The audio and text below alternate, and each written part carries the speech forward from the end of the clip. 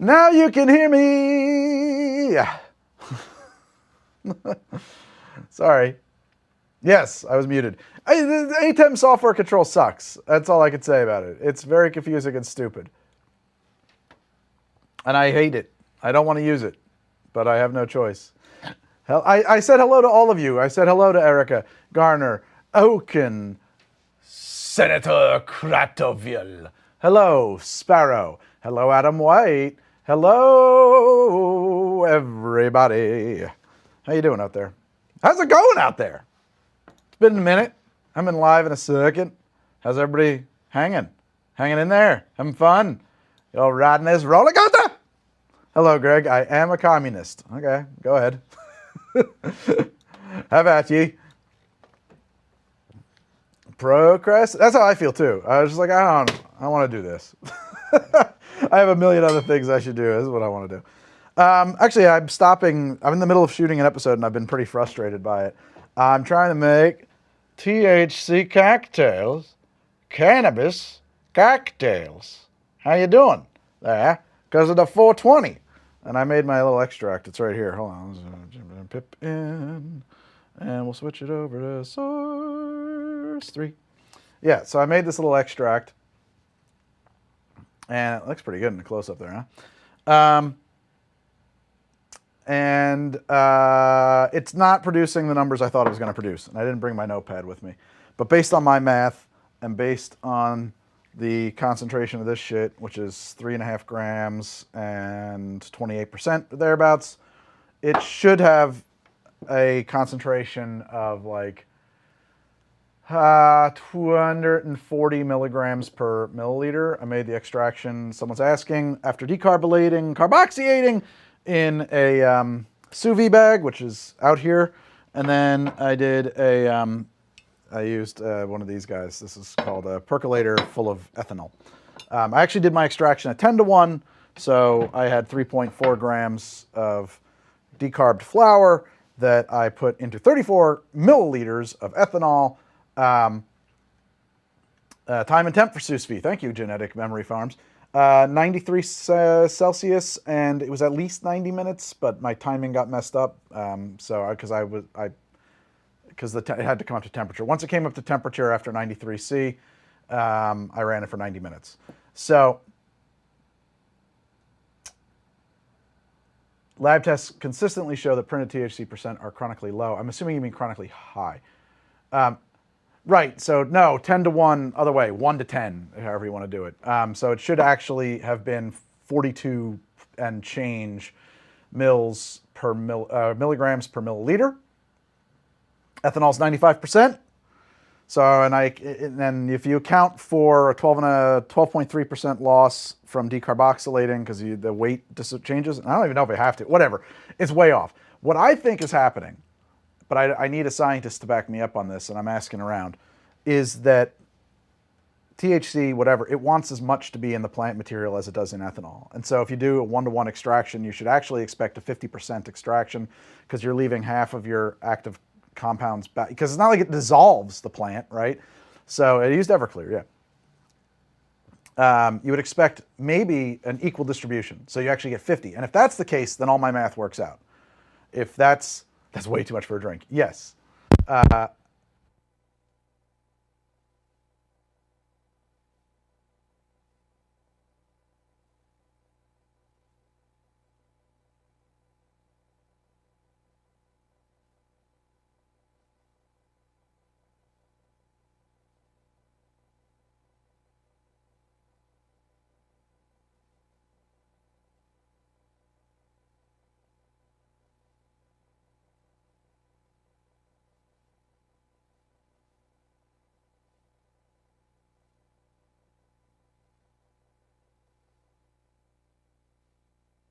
Hey, you can hear me now.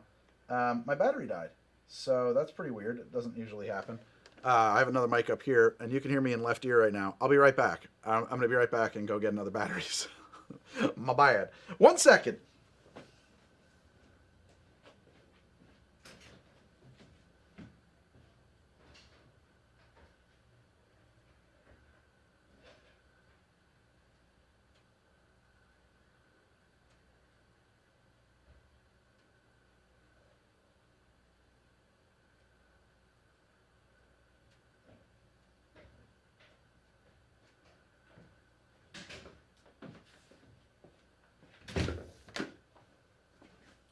Doing it live! We're changing the microphone. So, yeah, anyway, and I'm going to get it back into the good mic in a second. Just give me a sec. Here, I just got to switch these batteries. So I think that there's it seems to me, it sounds right. It sounds right, but I'm just looking for like something I can back up this with. That you would actually only ever expect about 50%, because obviously you're not dissolving a plant. You're not like, you know what I'm saying? Like, I think that's, do you like dragon's milk? I don't know what that means. So it strikes me as reasonable that actually 50% is right, in which case I got a really good yield. But I don't know. I just don't know. Okay, now I want to switch you back to the other output. Okay, now we're back on the body mic and we're good to go. Sorry about that. Sound was only left. It was a temporary thing. It's a stout. I may have had that. I don't know. I'm like so-so on stouts. So I don't like a bitter stout. I like, generally speaking, if they call it a porter, I tend to like it. Quite a bit. And if they call it a stout, it's like 50-50. So hit me with the numbers again, OG Brick. So. Oh no, my batteries. Sorry. A moment. It's going to get weird in here in a minute, I promise. Oh no, did that just like break? Because that is, I feel like that should be clipped in a little harder. Maybe not. So, okay, numbers. Yeah, like that feels, that may not charge anymore. By the numbers, and I wish I had brought my notepad, but I didn't. It's okay, I got it in my memories.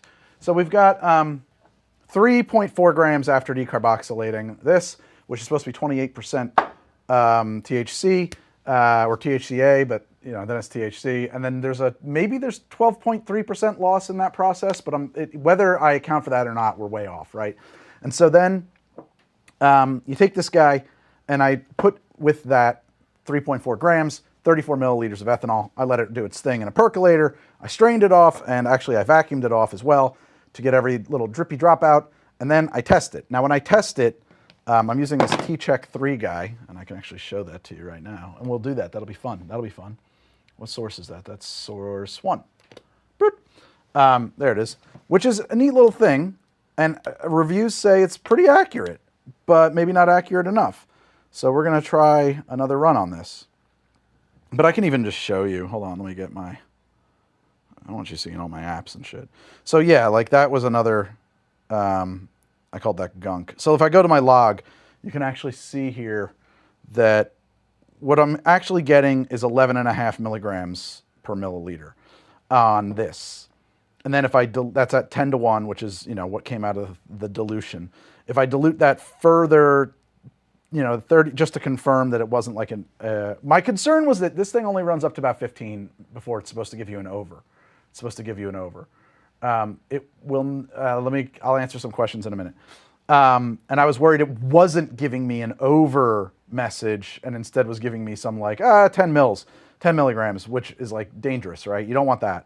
You don't want it to be like, it's 50 milligrams per milliliter, but it only says it's 10. That means that this device is straight up dangerous. If it overestimates how powerful something is, but under delivers, then that's fine. You just don't want it to go the other way. So I thought that might be going on. So then I just did like a 30 to 1 ratio. So, you know, a 3 to 1 of the 10 to 1. And I got 4.3, which shakes out to pretty close, but not like, honestly, not that close, but okay, whatever. And I'm consistently getting something that would yield around an 11 or 12 on that extraction. That number, though, is pretty consistent with a 50% extraction. It's close enough that I would consider that to be good. And that is where I'm getting at, like, does that how that works? Because it seems like it might be how that works. Because if you had a 50%, like, unless the plant is still there in that percolator, it's over there. It's not like it melted. It's not like it disappeared, right? So my theory is that, like, and I don't know where to find the information on this, honestly, that, and like, I want like something I can cite,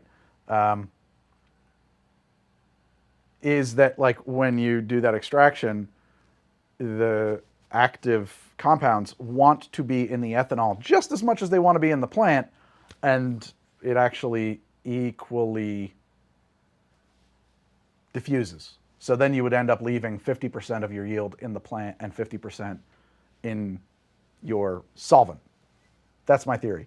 Well, and my goal is to make this strong enough, if someone said weed and alcohol is gold medal, is for non-alcoholic beverages. That's my goal. And that's why I'm trying to do all this math, is because what I want to set it up is that you can accurately dose small amounts into a non-alcoholic beverage.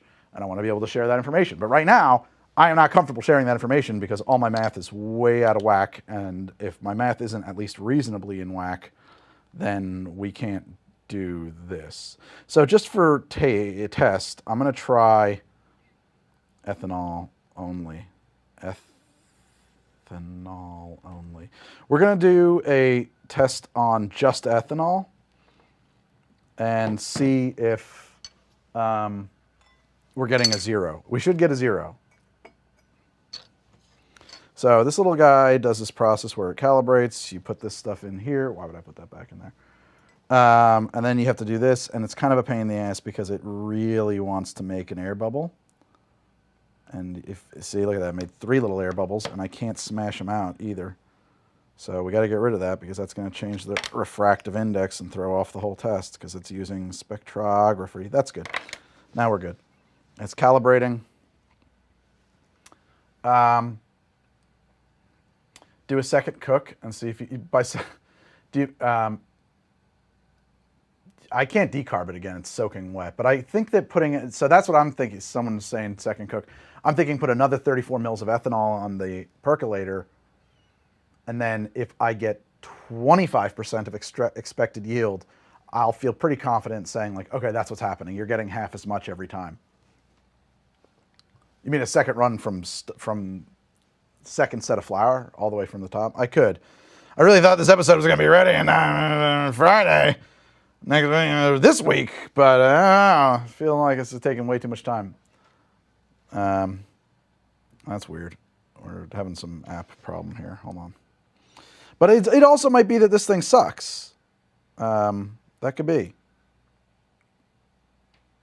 Okay, decarb, alcohol, blank. I'm calling this done. Begin. Trace lot is empty. Yeah, I think I did leave it behind. But can you expect it to leave it behind? Alcohol's a beautiful solvent. Well, that doesn't understand that, though, because then shouldn't it just, like, the plant would fall apart? If 28% of that plant is CBD, or is THC, then, like, it should just, like, fall apart.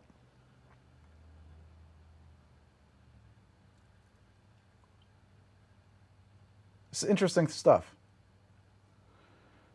This is too weak to test. So, I mean, it's accurately reading that ethanol is nothing. That's correct, right? So, I mean, hold on. I'll set this up again. Oh, but the real reason I wanted to do this stream, well, I was incensed. We're going to talk politics. We can do that on a live stream, nowhere else. This my shit. And like there are like straight up looking like crystalline structures sitting on top of this stuff. So I don't know. It's an interesting question.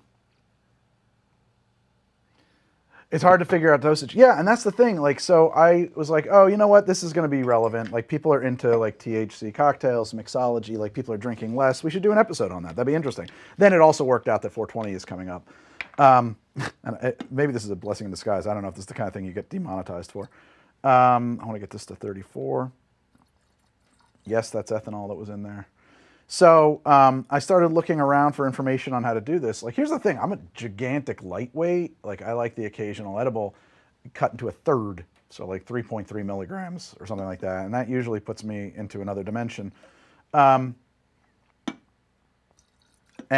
I didn't realize I left that stopper open. Doesn't matter, it was dry. Yeah, that's what I'm saying. The crystals are THC forming. That means that it did not fully extract. That makes a lot of sense to me. I mean, like, I can see the shit sitting in there. Some of that might be grains of sand, but I don't think so. Like, I definitely don't think so. So we didn't get a full extraction. Why not? How long does it take to extract? According to the T-Check website, they're like, oh, you need 4 minutes. Maybe I let it go too long, because I let it go for like 2 days.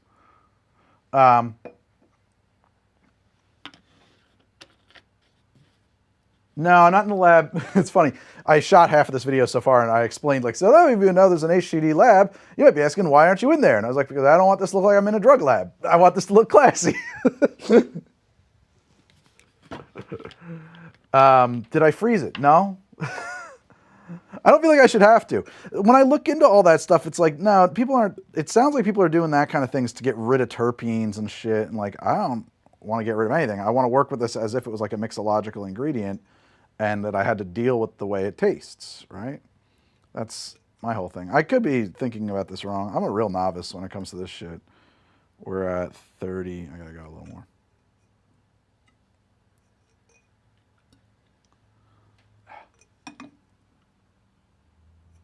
Where are we at here? That is 34 on the money. Okay. So we'll just let this go. There we go.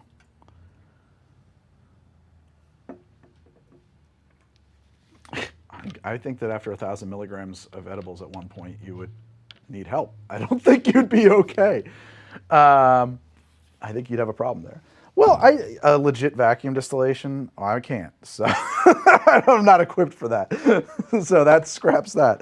I just want to be able to say, like, hey, man, if this, what I want the episode to be able to do is say, it says 28%, here's the math you can do. You should expect, you know, within a milligram of this or 3 milligrams of this if you do this right. Not buy a $300 device and see what you get. I was really frustrated by all the information I found online about this because I should probably give this maybe even a stir. I wish this was a little smaller because there is like, I don't know, guys. I think that was sand because there's a lot of sand in that filter. I don't think it was something else, but we'll give it a few minutes here. We'll see. It dissolves better when warm. Yeah. It shouldn't matter. So anyway, and if I can't do that with the episode, it sucks. I'm not gonna be able to release it. We can put that out. No reason for that in the show. What was I thinking about here? I don't know what I was thinking about. Let's just set this aside for a second. I lost my train of thought, guys. My train of thought has left the building. Oh yeah, so when I said I think we should do THC episode, I started looking into, like, I thought it'd be easy. I was like, I'll just go to my dispensary, buy like a tincture, and I'll talk about how to put that into cocktails. And like, we'll make some cocktails that are ideal, like non-alcoholic cocktails that you can dose. But like, the only tinctures that they sold were flavor. They were strawberry, they were like, and I was like, well, that's stupid because everywhere you live, you're gonna have something different. And, you know, add this strawberry drop to your drink. It's like not really helpful in my opinion. And then, this is only live, yeah. And so I was, yeah, they don't sell it that way, Camille, and I was a little annoyed by that. And so I was like, well, I don't know how to turn this into viable content without that. So then I bought a book about making THC cocktails that was really well reviewed, and I was really pissed about it because there's zero information in it about dosing. It just said, here's how you make your extract, enjoy. And it was like just some random numbers, and it was like, and the advice was like, take a little, see how you feel. I was like, well, that's not helpful. That's not really, well, I mean, obviously I'm going to probably do that anyway, but I'd like to have some basis on where I'm at. Murda? What happened to Murda? I'll tell her that's how you spell her name. Myrtle. So for a month, but you shouldn't need a month. Like, you should need minutes. A month, I'm sure you were hitting maximum extraction way before a month. That's crazy. So, I mean, again, according to T-Check, you need 4 minutes. So, sorry, I lost the train of that. So then I was like looking around online about like maybe somebody else has good information about this, and they all said the same thing, which was like they made no attempt whatsoever to talk about dosing. And that to me is like a non-starter because I'm working in a bar. If I put I decarbed. If I put 2 ounces of rum into a drink, I want to know that there's 2 ounces of rum in that drink. I'm not interested at all.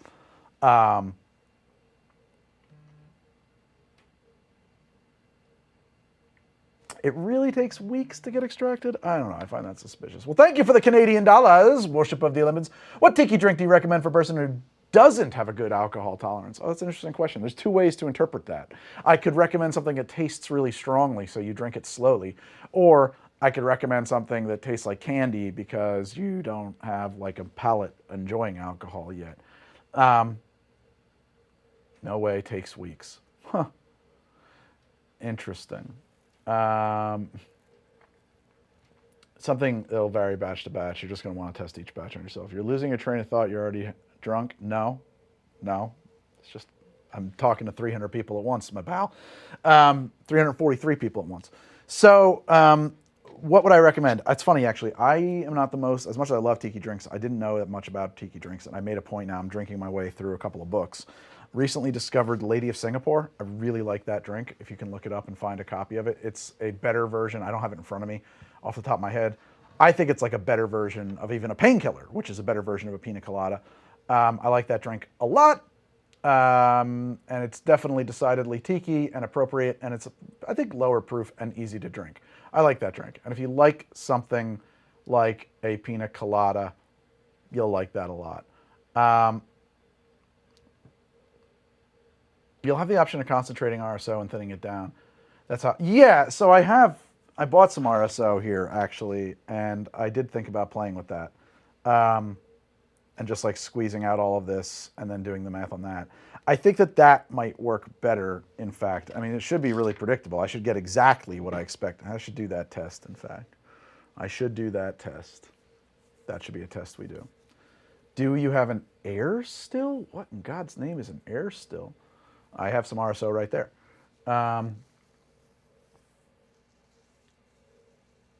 What's an air still? No, I'm not going to, the point, so hold on. The goal here, talking about distillation and sonic vibrators and all that shit, the goal here was to make this stuff accessible. We're not trying to tell people you need to build a drug lab. My goal was like, this is really simple. And unfortunately, it might be that this is not really simple. Yeah, RSO would be good. RSO would be good. I may have to step off camera for a second here so that we can do something.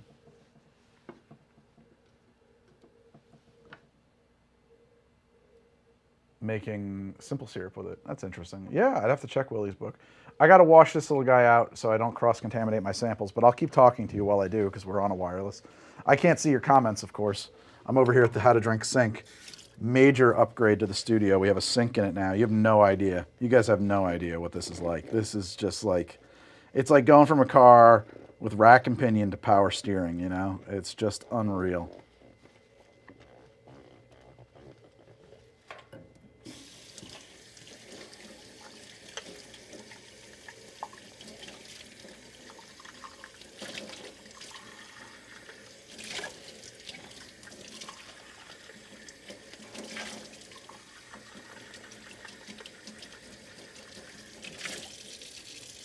What I really want to talk about is tariffs.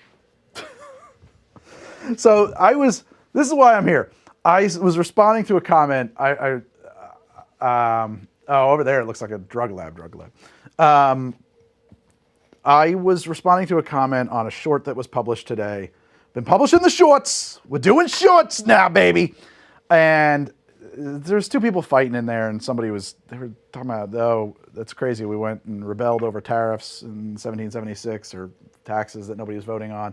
And now we've got a guy in there who's just firing off tariffs left and right, and nobody's voting on those tariffs. And somebody was like, America voted for these tariffs when they voted for no. Just so you know, I'm not a fan of Trump. I'm not going to fight you if you are, though. I guess that's a political statement. It's absurd that that's a political, whatever. So, and this guy was like, the tariffs are paid by foreign governments. This is going to be great. I was just like, look, man, we can disagree about whether or not tariffs are a good idea or not, but I think we should actually understand how tariffs work. So I thought, why don't I just do a live stream and do a thing about how tariffs work? Won't that be exciting? Isn't that what the whole world wants? Oh, looks like my close-up camera has lost its battery. We'll just switch the battery on that too. You guys want the internet drinky clown to talk about tariffs? This is the kind of thing I would only do on a live stream. I'm not going to put this in a video. I don't think we're going to become that show. You just saw that comment? That's so funny. So, like, here's the thing. Oh, I got to turn that on too. We don't have, for the most part, like, it's just not how it works. Let me explain. I'll explain the tariffs. I'll explain. Before we get into tariffs, what's the deal with the phone? So I can make phone calls. How's it going out there? Now, I just had it sitting around, and I was like, that would look cool on the wall. I'm going to maybe put some other stuff up here. Maybe I'll use it in bits. I got to respond to these super comments, though. Recently came across you because of the Brendan Lee video. Well, thank you, Model Newbie. That's super nice. Whoa, wait, what happened? I lost the chat there. Does getting pricier alcohol make a big difference? Yeah, depends. I mean, it's less important about getting expensive than getting the stuff that's right for your drink, honestly. And that's like very hard to quantify. Not something I wish I could give you a better answer. I mean, don't buy bottom shelf. Let's put it that way. Episode on European spirits like German Schnapps or Dutch Jenever. German Schnapps could be coming up because I'm breaking into history and I've been doing a lot of research on a series of episodes about the history of the Weimar Republic. And I know it sounds insane, right? And I think that we're definitely going to have to do some stuff with Schnapps in there. I don't know about Jenever. Working with a meadery in SoCal to produce my own Amaro. Would love to send you a sample and get your thoughts. Do you consult? Okay. Yeah, man. Shoot an email to Greg. Thank you, Fiesta George. I'd love to talk about that. Send an email to Greg at thisishowtodrink.com. And we will chatty there. Okay. Yeah. Let's say I'm an importer. Let's say I'm over here in the United States, and my name is Greg, and I'm an American citizen, and I own an import business. And I import widgets from a country that we now have a 20% tariff on, okay? Well, what happens when my widgets come to America is that they come to America. And then they sit in customs until I can get them cleared from customs, okay? Nobody over there pays extra to put it on the boat to get it to America. It just goes into customs in America, and it sits there until the tariffs are paid. Well, I want to go get my stuff out. I got to go pay the tariff. I'm the importer. It's my stuff. I pay the tariff on it. I'm an American. That's where the money comes from, right? I guess possibly I might form some kind of a deal with the exporter to reduce their prices in accordance with the tariff so that like their partner, can stay in business. But like that's immaterial. I am the importer. I'm paying the stuff, okay? And then I thought he was a latex salesman.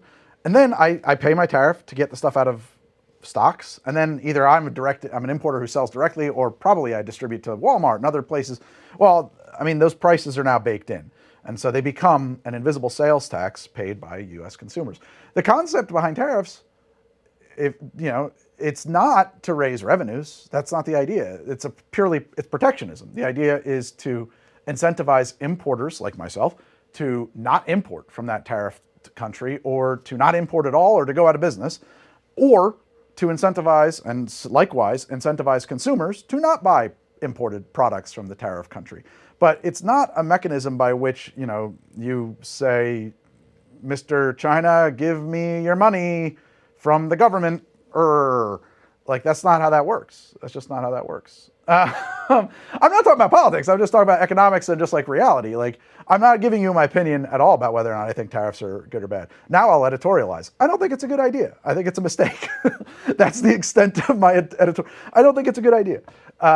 There you go. I just think that you should understand how they work.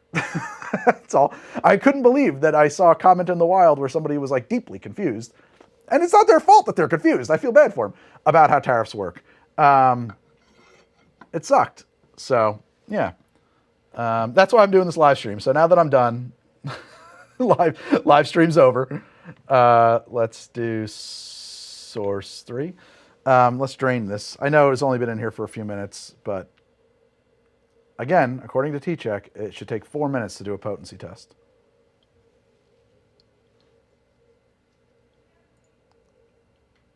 Right, and VAT is not a tariff. Exactly, yeah, Darkly here at Larry said VAT was counted as a tariff. There's like all kinds of things.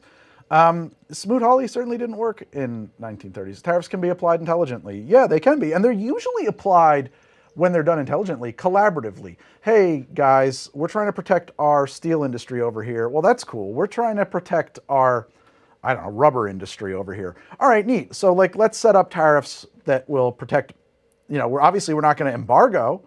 I'm not going to, that would be very totalitarian. I'm not going to tell my steel, producers that they can't export steel, but you can, or I'm not going to tell my rubber exporters that they can't export rubber, but you're free to tariff my rubber exports. And I'm not going to tell my steel producers that they can't import steel, but I will tariff your steel and we'll work together on that. Like, we'll both protect each other. That makes a lot of sense, right?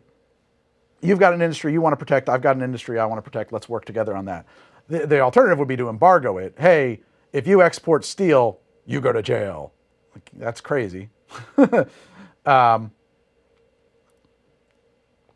mean, you do that. Like in wartime economies, you'll do that. You know, in World War II, I think there was embargoes on all kinds of shit. So, I don't know. You just try to know how things are. Driving me crazy, man. Y'all making me nuts. Is this water? Yes. So that's pretty dark already, right out of there. I mean, that might be what's going on here. I just left a shit ton behind. I got to wash this out now, unfortunately. Happily, it's just alcohol in there, so I can just rinse it and dry it.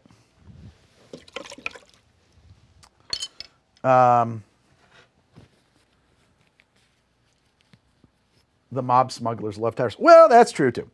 Tariffs do definitely help the mob. That's good. The ethanol acts as solvent. It will work without shaking. Shaking will improve it, however. Yeah, I would imagine any kind of, well, any energy you put into it, whether it's heat or shaking, like all of those things can be roughly described as energy injected into the extracting process. Those are all going to increase your extraction. Yes, my own very special chartreuse. That's what we're making, friends. Let me go get a dropper.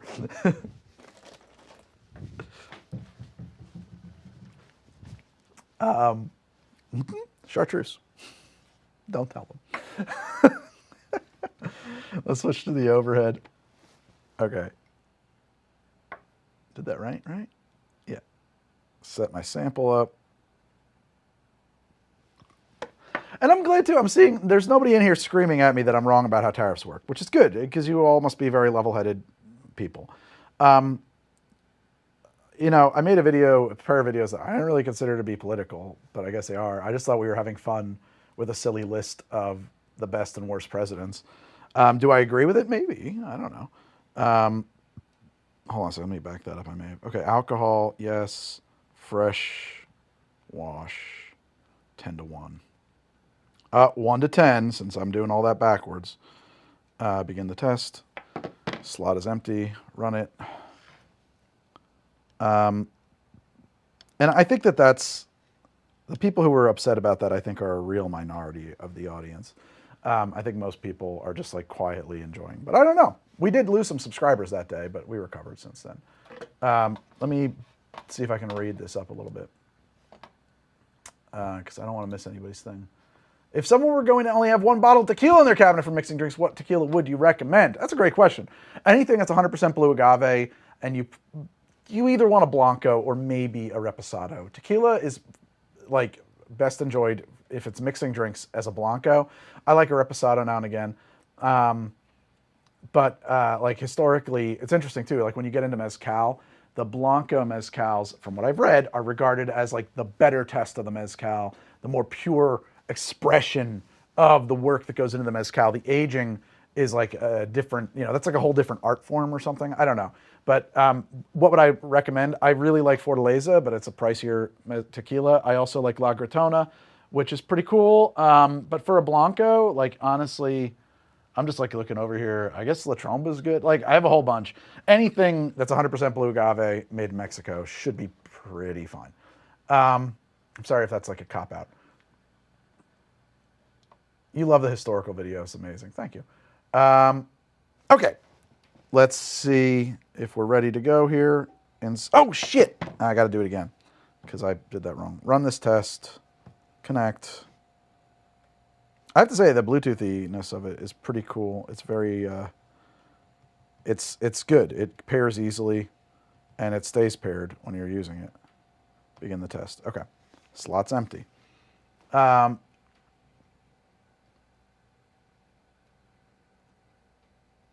Drew, though, that's this funny thing. It's the same for me with my kids. It's the same. This I'm good at. That I'm terrible at.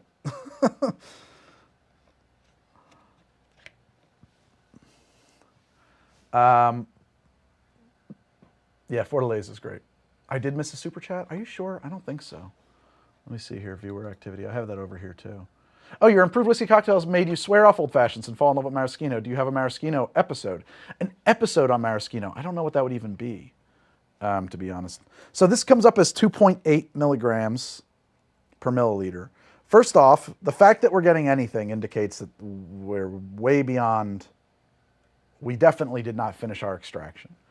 So I got to rethink all of this. And like you were just saying, with 400 people in here, I can't rethink it in real time. Damn. I will put this back on, I guess, and just see what happens. So maybe it does take, I mean, people are certainly telling me it takes weeks. Maybe it takes weeks. Maybe that's the reality of this stuff. You just have to wait forever.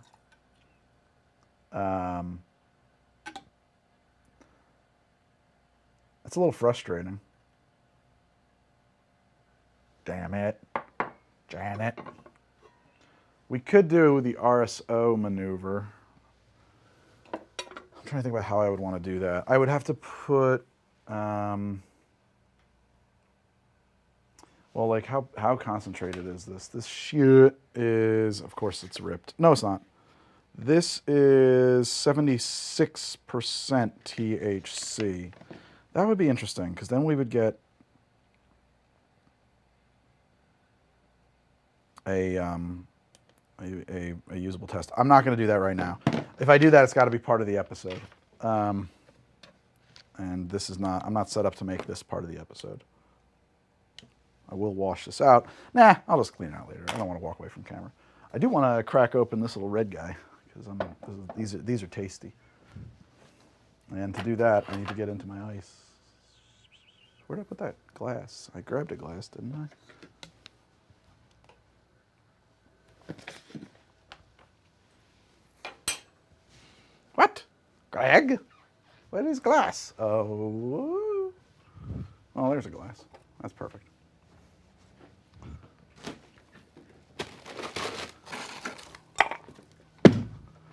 This is, these are fantastic. I'm definitely going to be doing some stuff about, like, so frustrating. Some stuff about, oh, what? There we go. Some stuff about non-alcoholic cocktails. This is San Bitter. This is a bitter aperitif that you can get from Italy. They sell it on Amazon. These are great. I love these. They're so tasty. I don't, like, have them all the time, but I happen to have a bunch for various purposes. And they're always enjoyable. And if you were ever trying to, like, make a phony Negroni, this is the basis for one. You would start with one of these. Maybe you'd twist an orange over it. Maybe you add a little splash of seltzer. I don't know. But basis right there. My thinking was that I was going to make a THC beverage with one of these. But whatever. Yeah, it's really good. I might thin it out a touch. A little splash of seltzer. I had a theory about this idea for a drink that was going to be a little bit of falernum, a little bit of seltzer, a little bit of that San Bitter, and a twist of orange on top. I don't have my peeler though, so we're just going to skip the orange. Oh, thank you. I'm surprised people got defensive about Herbert Hoover. All too. No, I lost like 1,000 subscribers that day. It's not really a big deal. Episode pitch, low on ingredients. What's in your fridge? You know, yeah, I like that, Mighty Cutie, but you know, it's one of those things like, how do I actually frame that in a way that's somewhat universal? What's the packaging on that that would appeal to a swathe of people on YouTube? I'm kind of getting, we could talk about that right now, actually. That's a fun idea. Let's see how this came out. That's fucking delicious. perfect non-alcoholic cocktail right there. Seltzer, sand bitter, and a little splash of the falernum. You get like these, yeah, it's really good. All kinds of herbal, spiced components in there, a delight. For that reason, Eyes of Sin, yes.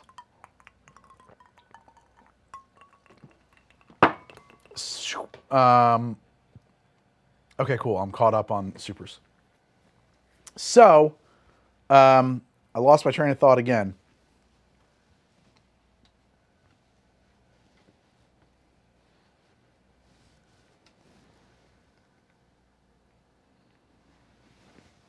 What do you think of this guy? There's his eye. Hello, everybody. I'm Gary. I'm getting weird, guys. Getting real weird.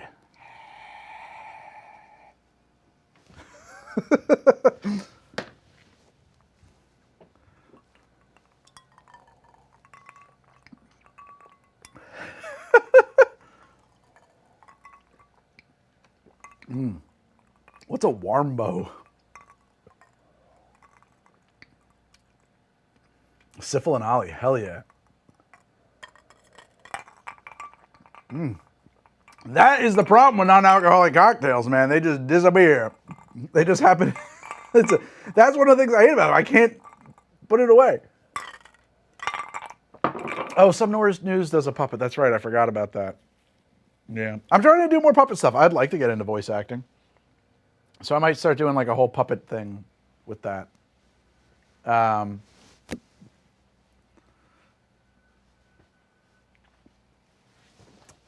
Plantation and the rum and coke. I don't actually, you know what I'm on to now is, I don't know where my bottle is, Flor de Cana. Flor de Cana is the shit, in my opinion, for a lot of like your Spanish style rum cocktails. I can't be the puppet bartender. My friend Nick does that, so, and you should check him out. He's the puppet bartender, man. That's not my jam. I'm not going to steal his thunder. Can I just do the RSO thing right now? It might be weird. Can I shoot a little episode here while we're chatting? Can we do that? I think I can. I just have to pretend you're not here for a second while I set this up. Let me just think here. Where is my...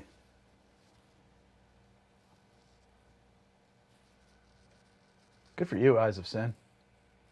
Hey, you ever tried Andres Erickson Grenadine with Portland syrups? No, I am not familiar with it. How come no one asked me to do that shit? They just don't. All right, I'm going to... This is... Oh, well, let's do the math. If this is 76%, and we're going to... I just want to have an idea of how much I want to dilute this so that I know what vessel it should go into.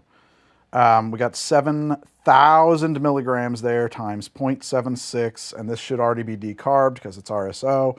That means that there are 5,320 milligrams of shit in this little doodad. That is a lot. That's from Blank Puppets, and they're cool.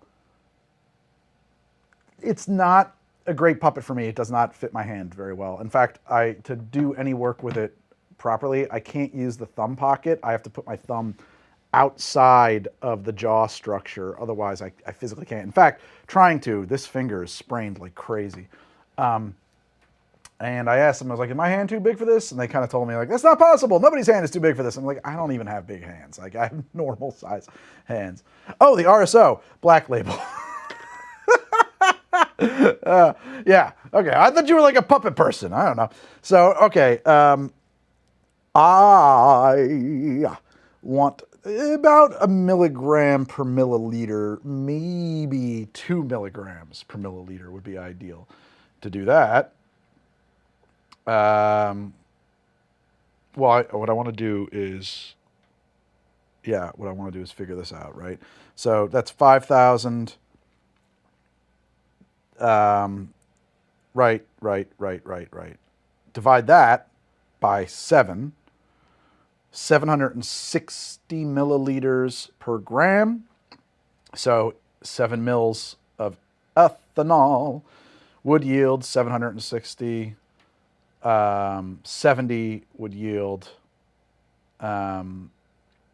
76. 140 would yield 7. We can do the math. Okay, so but we know we're going to be needing like a couple hundred mils of ethanol. So to do that, I want this guy, this guy, this guy. Sorry, I'm off camera. I'm being bad. It's bad TV, Greg. It's bad TV. Oh, we should talk about the app, please. So I mentioned before, let's talk about that for a second. Guys, it's time for your How to Drink telethon. Listen, I know I talked about this a minute ago. I said that like I can't make content that's like not going to appeal to the broader component of YouTube, right? That's like really important. That's just how I live. And so, because I'm dependent on YouTube revenue, I am trying to get away from being dependent on YouTube revenue. And as I do that, I can do more and more of the stuff that just sounds cool and fun and interesting with very little eye, ideally, towards what's going to sell, what's going to get the clicks. To do that, I have to rely more and more on Patreon. And to do that, I made the HTD app, as I am going to focus on. And yes, that's upside down. So I'm going to log in with Patreon, and I'm going to hit allow. And this is the HTD app, and you'll get access to this by being a member of my Patreon. It has in it, and right now I may have to clear all. It has in it every drink I've ever made on the show, okay? And you can pick any drink you want. Oh wait, that's actually a tag field. These are tags for movies, videos, games, and stuff like that I made. Hold on a second. It's hard to do this upside down. Anyway, go to htdapp.com. Do that. If you're using the show as your own personal cocktail guide. How do I fix this? I designed it. Okay, there we go.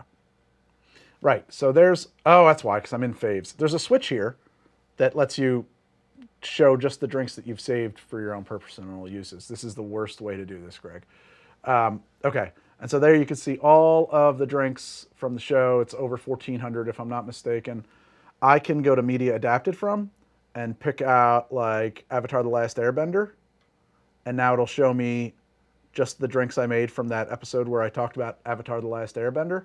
I could go into Cactus Juice and I can add to Keeper, right? And now back to drinks, for example, and then I'll just clear all my filters. And then if I go just the faves, boop, you'll see that, I don't know where it is on there, but it's somewhere in here. These are just the drinks I want to keep in my like short list so that it's always in my pocket and easy to make for friends and stuff like that. You can search by ingredients, tags, preparation method, all that stuff is in there. The data set is being managed by mostly Meredith. The app is being edited and built mostly by me. Let's just say mostly, when in reality it's entirely. And so the data set is improving over time, and it is a work in progress. But the drinks are there. I stand by them. They're good. And if you want to support the show and see the show be good, the Patreon has a whole lot going on. There's a Discord where we all hang out and where I run ideas by you. Like right now, there's a conversation going on in there about what's wrong with my weed. And hopefully, maybe there's some answers now. I should check. In there right now. And then there's a Discord, there's behind the scenes, there's like special updates, there's extended cuts of episodes, there's all kinds of stuff over there, plus the app. If you like the show, if you love the show, if you want the show to keep going, please check out htdapp.com, which will take you to the Patreon anyway, or go to patreon.com/howtodrink. Check it out. I'm sure there's something over there that will appeal to you in the creation of this show, that'll appeal to you as a fan of the show and maybe you'll want to sign it up. Thank you. You also get to watch the Want money, give us more merch to buy. I don't like merch. I'll explain why. I'm working on that. But there's also episodes without ads are a thing as well. We do the show without advertisements over there. I don't love merch because I feel weird about like the planet and just like making garbage t-shirts and selling them. I did a lot of research on trying to find, I'm not I gotta live, so maybe I should just do some fucking merch and bite the bullet. But I don't know, I feel a little bit weird about like creating more shit that's just gonna go into a landfill. But I also have kids to feed. So maybe I should just get over it and do it. So I hear you. What would you want? What do you want on a shirt? Pins? Yeah, well, we're capping the number of people who can sign up for the pins level. So if you want to get a pin, if you want to get how to drink pins, we send out pins, actually not quarterly anymore, but like once a year, because the shipping on the pins costs more than we make from the pins. It's ridiculous. But there are 100 slots for people to sign up at the pin level of how to drink. So if you want a pin, I know those are going to go. When they're gone, we're closing it, and those 100 people will be the pin people, and that's it. I need to switch to a base 50 millimeter close-up on my machine.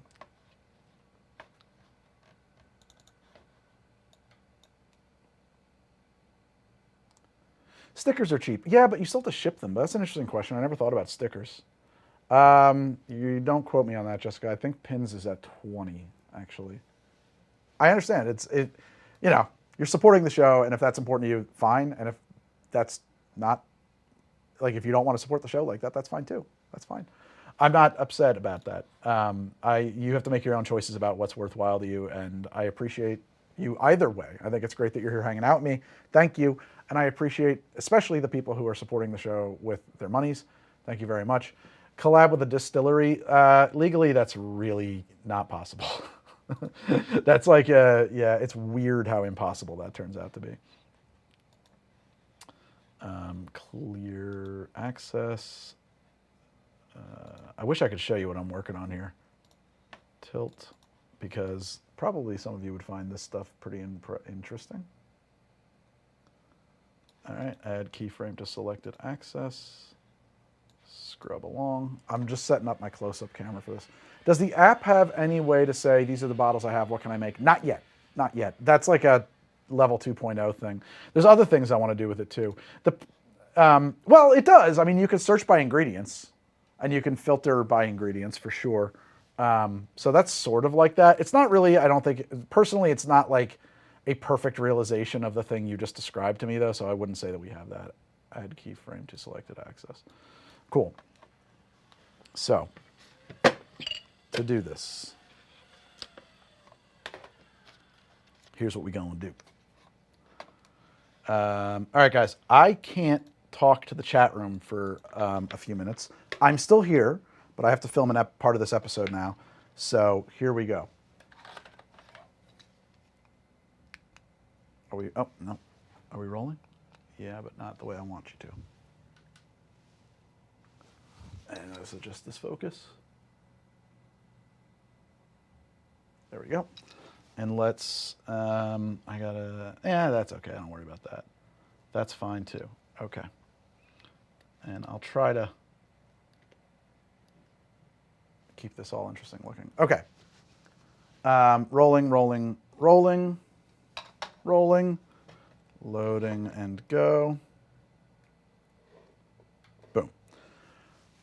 Okay, so I'm not really thrilled with this, and I just tried something. I did a second wash. Hold on. I just tried something with this infusion. I did a second wash on it, and in 5 minutes, I got I pulled this out, and I got a 4.3 on the extract, or 3.4, whatever it was. It was not 0, though, which means there's a lot of THC left in this flower, which makes me question this whole process now. So I'm not really sure what to do with this. I know a lot of people say it takes weeks and weeks and weeks to extract. I find that spurious, hard to believe, but maybe they're right. I'm not just an idiot. I'm new to this, but, you know, maybe it does take a stupid amount of time, which I don't love. That's not really how I wanted this to work. If I can get 50% of an extraction in 24 hours, that's not bad, but it's not. I want to be able to give you guys information that's super repeatable, where you can plug in numbers, know what you're going to get, and get it every time. It's not going to happen here like this, apparently, and I'm pissed about that. There is another way to do that, I believe, and that's what we're going to do right now. Obviously, if I'm talking to you about this subject, you are in a state where this is legal and you have access to a dispensary, in which case I would suggest that you go to said dispensary and get yourself some RSO. RSO is, I'm going to talk out of my ass here. Someone's in the comments going to be like, Greg, you don't know what you're talking about. It's a whole plant, full spectrum extraction of THC and everything else that goes with it. And it's super duper fucking concentrated. As you can see that it is straight up black. And in fact, this is 76.14% THC. And in fact, I think people use it for like pain management on a contact basis, which means I don't even want to get this on my hands. Where's my gloves? Yeah, we'll just do it without a net, whatever. And so what I'm going to do is I'm going to weigh out what is in here. It says 7 grams, but I know I pulled a little bit out just the other day for a test. And so let's weigh what's in here, and then we'll do a dilution of that. That's something we can work with. We'll let that dilute, and then we'll test it. And then 1, that will probably be really usable for our drinks. And then 2, we'll confirm that the T-check does work as advertised and be able to move on from there. So let's give it a shot. And to do this, I have a beaker with the stirrer already in it because I want to make sure the weight is good. I'm doing this with a beaker and a stirrer because I want to move quick. You could put it in a jar with some ethanol and shake it up, and that would be fine too. I'm just working on camera. You don't need to have a magnetic stir plate and all that shit. And you can probably assume that the measurements on this are accurate. I'm assuming that they are not because I already squirted a little bit out of this thing. So I'll take this cap off. I hate this. This is like, these caps, they really make you feel like they're going to break. Oh yeah, that didn't get my hand wet at all. It did. Hopefully that was just some water. And then the tip here probably sealed up, and I might have to go run it under some water, or maybe I can just blast it out of there.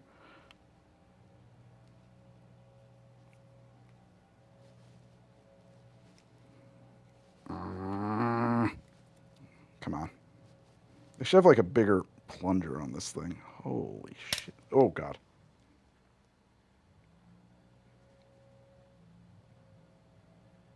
I should probably put the cap back on and run this under some warm water for a few minutes.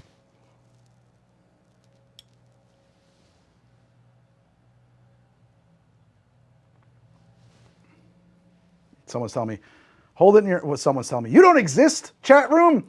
This isn't live. How am I doing it wrong, Stephen James? I think I'm doing it fine. Oh, shit. Got on the side there. That's not good.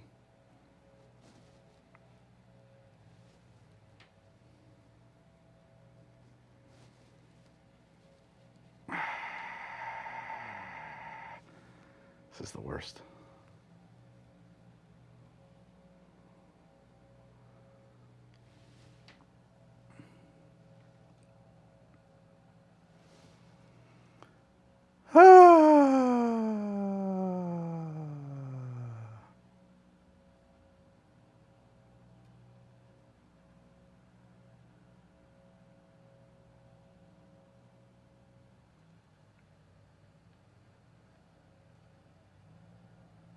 Okay, I'm going to put the cap back on, put this in water, and then we'll come back to this. And of course, it's all over my hands.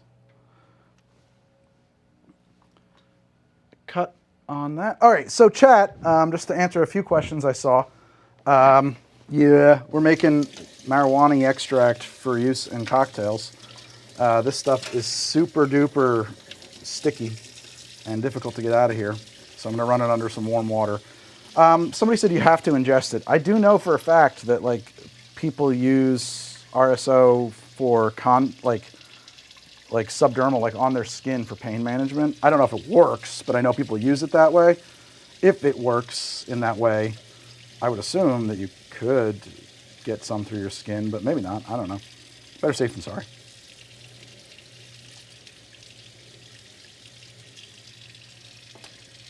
All I know is that like I'm a lightweight, which means I could have a bad time super fast.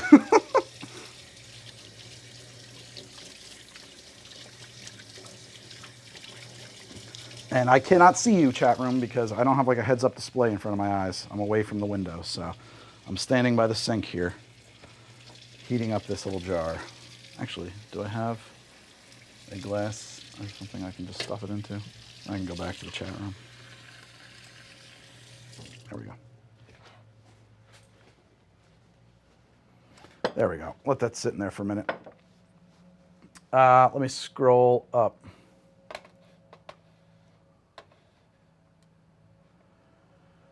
Your Ren Fair is having a potion drink based off of my ideas. Your Ren Fair wedding. Oh, thank you. That's so nice. Thank you, thank you, thank you, thank you. That's super nice.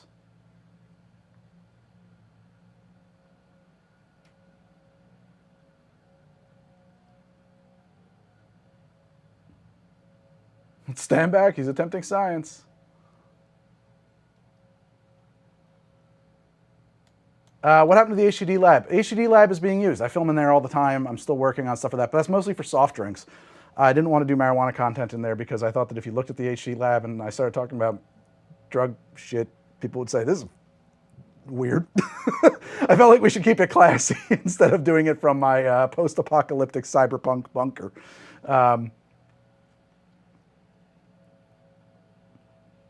670 potential milligrams? No, I think it's quite a bit more, actually.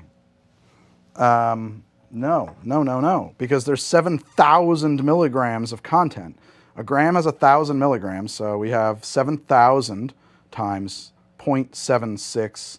There's wait, what's wrong with that? 7,000 times 0.76. 5,320 milligrams of THC in that jar. In 1 gram. Yeah, that's right.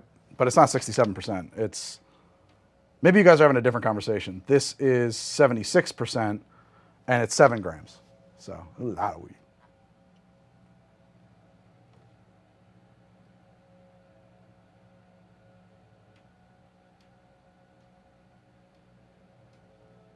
I might know Dan Fellows. I don't know. I'm thinking of Brian Fellows. SNL sketch from a long time ago. Okay. Rolling again. Sorry, chat. We're not talking for a second. All right, so this was coming out really hard and bad, so I heated it up in some warm water. That should help us. Let's dry off the outside here. And pull this cap off. It should come off very easy now. There we go. Oh, yeah, look at that. There you go. That's what I was missing.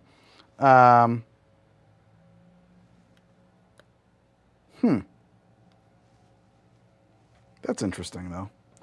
This says 7 grams.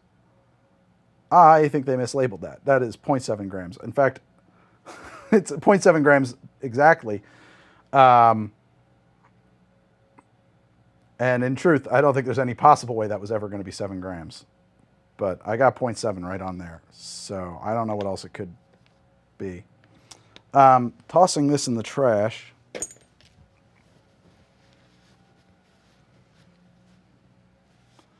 That's, you know, and so that's the disturbing thing, right? Like, there's definitely, this is mislabeled. It said 7 means 0.7. Unless, like, that's assuming you're going to dilute it or something like that. But that's definitely, that's crazy. That's crazy to make that mistake. So we don't have nearly as much as we thought we had here. What we have here, assuming that that is correct, and I have to use my calculator, we have 0.7 times 0.7614. That is not how, oh, no. So I have 700 milligrams, times 0.7614. We have 532 milligrams of THC, in theory, right in there. Now, if I did that in 7 mils, I don't know why I would do that. Well, let's say I did it in, yeah, if I did that in 0.7 mils, this makes the math so much more complicated that it's not even. 0.7 mils of ethanol would mean that in 0.7 mils of ethanol, there's 532 milligrams of THC. If I go to if I go to 7 mils, Then we would have 53 milligrams in each. If I go to 70 mils, we would have 5 milligrams in each. I'm gonna have ChatGPT check my math. If we go, oh God, so 70 milligrams would be 5. And then if I double that, it would be 140 milligrams would be, I'm making it weak. If I make it 140 milligrams, you would cut that in half. We would go from 5 to 2.5 milligrams per. If I'm trying to get it down to about 1. Actually, 2.5 is fine. So let's do 140 milliliters of ethanol. 2.5 is fine. I can work with that. And then I can further dilute it from there if I so choose. So we want 140 milliliters of ethanol to go in here now. Okay. Let's just get my good little scale out of the way. Put this on our magnetic stir plate. It's going to have some problems, but that's okay. My ethanol.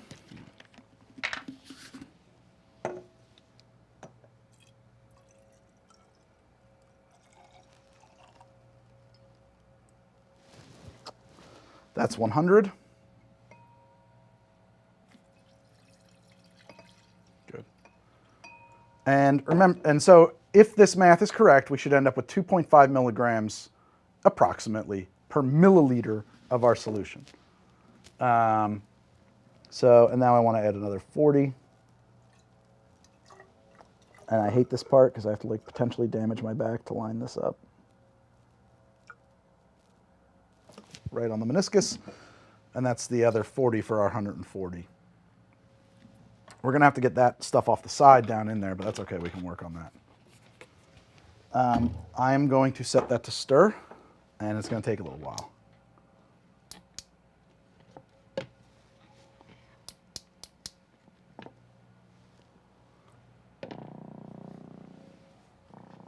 It's trying to stir, but it can't because it's stuck in the goop. That's okay. I'm going to go do this.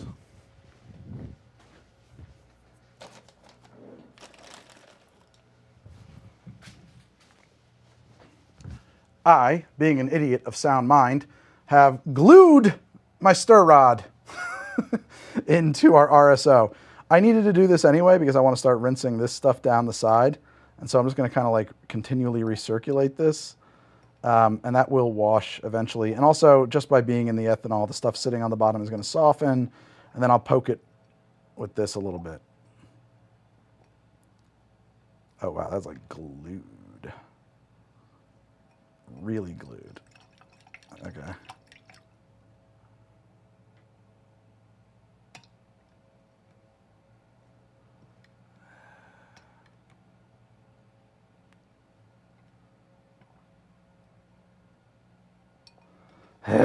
Hidden cut while I work this out. Okay. Did you all sign up for the app? I can't heat it up. I mean, I could. Yeah.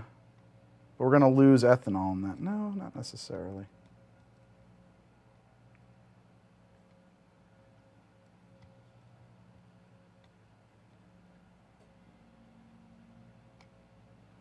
It will, though. A little bit of warmth will solve this problem rapidly.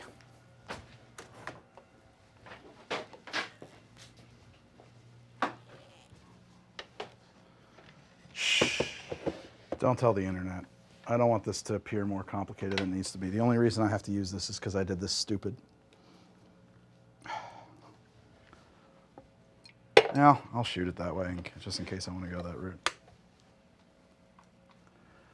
Okay, because I did this dumb, I am going to have to add some temperature to this just to help it dissolve. So I brought out my stirring heat plate. If I had just put this into a jar, sealed it, and aggressively shook it up, there would be no problem here. It would just work. Instead, I decided to do it this way. Do as I say, not as I do, okay? And I'm not even going to add a lot of heat. In fact, if I just walked away from this and waited a day, I'm sure it would be fine. But we're going to put a little bit of heat on this. Nope. Turn that off because you're not going to turn really anyway. Set this to, I don't know.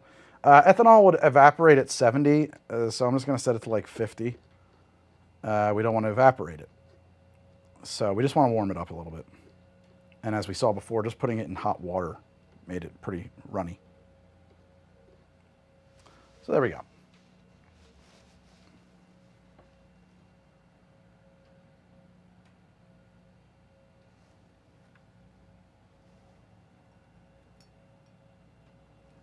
And I'm just going to keep circulating this as it warms up, especially over this little piece that got up here. And of course, we just lost a little ethanol.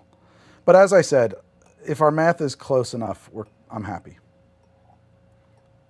I just want to make a repeatable process that people can do.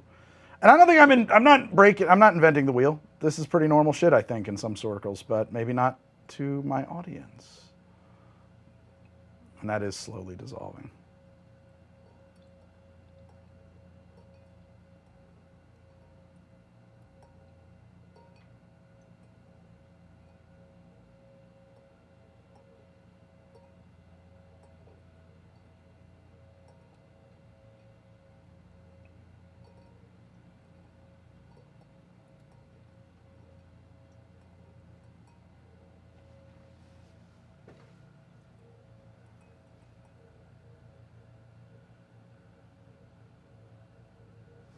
I do not have a watch glass, but I also don't feel like I need one.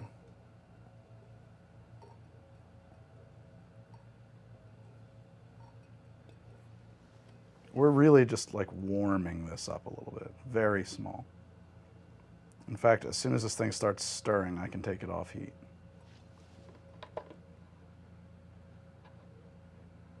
There we go. You're freaking me out there, boys.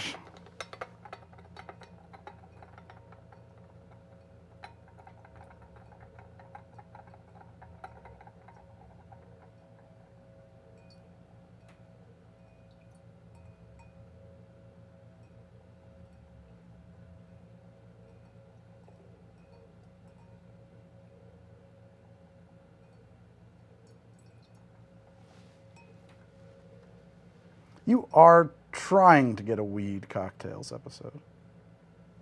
That's weird. This thing no longer holds liquid. Wonder why.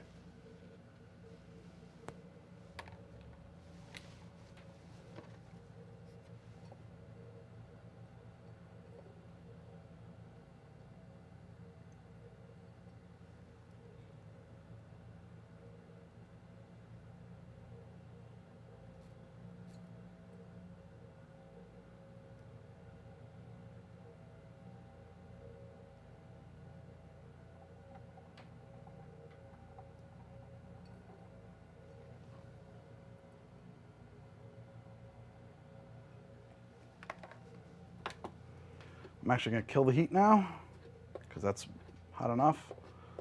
And we're just going to basically blend it.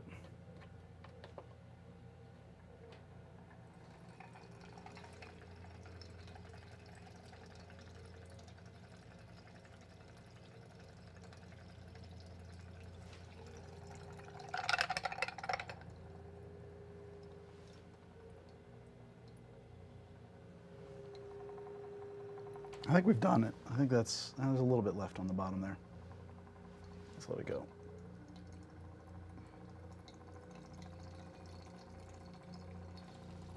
I'm just watching that dissolve in real time. Again, you don't need this. I just goofed. Again, if I just put it into a bottle and measured it that way, it would have been easy. I didn't know how much I was going to wind up with by weight and how much ethanol I'd want to add and stuff like that. So I kind of wanted to work with something that was open and I could add more to. But I think we're good.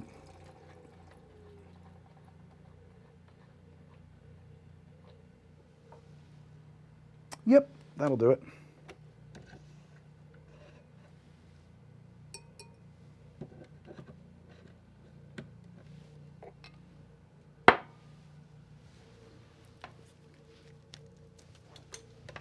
Okay. And I'm going to hit cut again because I got to clean this sample tray out to do a test. In the meantime, I'll just kind of leave this on idle. I want to get it as, I want it to shed as much temperature as I can. Anyway, dear chat, htdapp.com, htdapp.com. What is the greatest thing in the world? Makes everything go round. Without htdapp.com, this here channel would die. I'd have to get a real job. That would be a sin. I'd probably work less hours at a real job.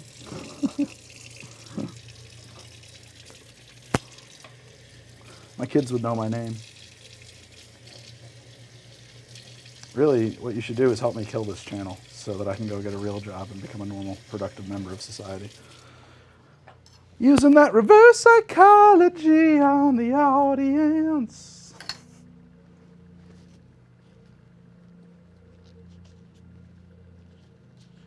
I've got years of professional cannabis industry experience, and the industry is dumb as hell.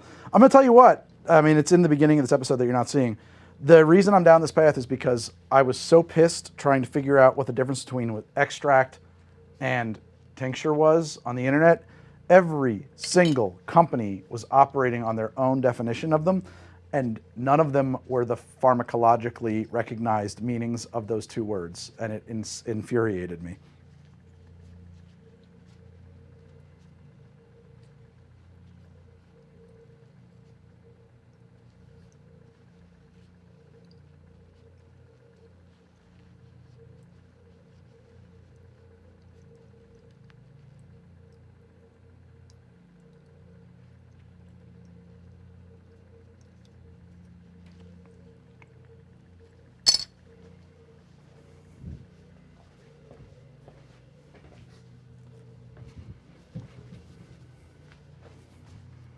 Okay.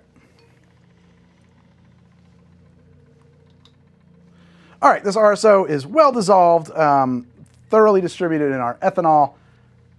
If I did my math right, that's a big if, we're gonna see some serious shit. No, we're gonna see, I think, 2.5 milligrams per milliliter on this thing, on this setup. So let's find out. Rolling, right? Yes. Okay, T-check. Run a test. Connect to that. Take a few drops of this guy. Put it right there. We're going to do decarb flower infusion in alcohol because I think that's basically what it is. RSO.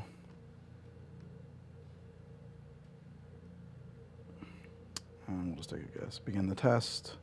Slot is empty. I'm going to move it over to here where it's in camera. And I'm going to close. There we go. Good. And now we'll insert our tray and hit OK.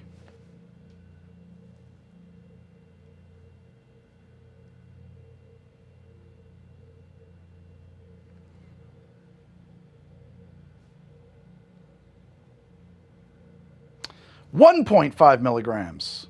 I gotta check my math. I had to check my math, and I'm gonna repeat this test again because it's the math I was doing was pretty wonky, so it's possible I'm off. I thought we were gonna hit 2.5, or maybe not. Maybe I didn't. How was the math going? It was 532 milligrams total. In 0.7 mils, in 70 mils, you would have 53. In 70 mils, you would have 5.3. And in 140, you should have half of that, which would be 2.5 milligrams per milliliter. Yeah, so somewhere we're off here. Either my assumptions about how math works or whatever. But 1.5 milligrams, I'm going to test that again and see if that holds true or if this thing's all over the place. Hopefully, that should be accurate. Hopefully, it'll actually give me the same result and it's not all over the place. Always some left in the vial. That may be the case, but I weighed what came out of the vial. I'm not going by what the vial said.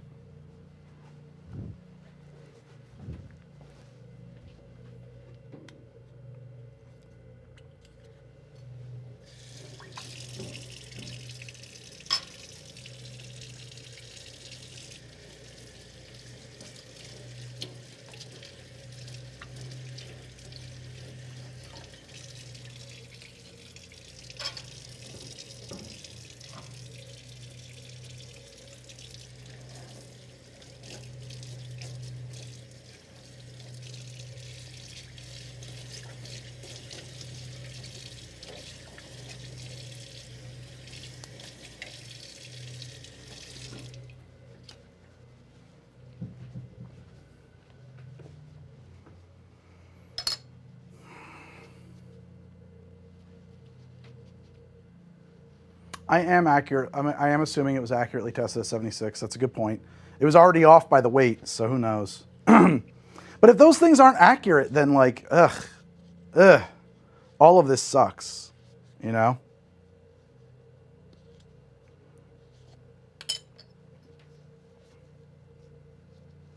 Well, as long as the test is consistent, we can work with it, but this is a $350 machine. I bought it to check my math. I don't, like, the function of this episode isn't buy a T-check, that's how you do this. I wanted to see, the math is right. You don't even need a T-check. You just need to do what I said.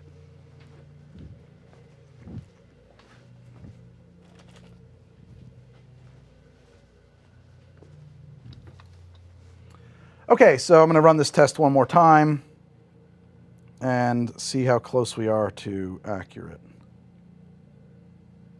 RSO 2, begin the test, empty slot, grab a sample, drop,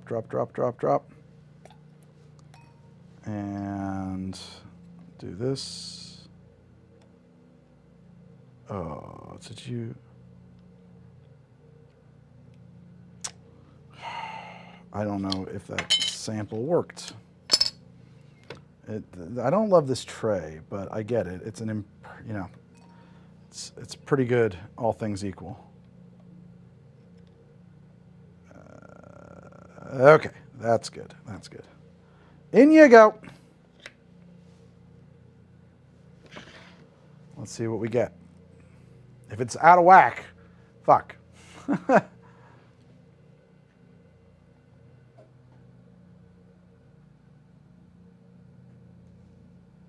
1.5.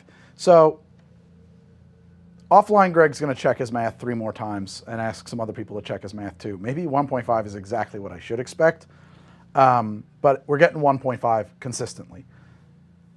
1.5 is great. I like a 1.5 per 1 milliliter. And the reason I like that is because you can add 1.8 milliliters of pure ethanol, which is what we have here, to an 8-ounce non-alcoholic drink and have it come in at 0.5 ABV, which is the legal definition of non-alcoholic.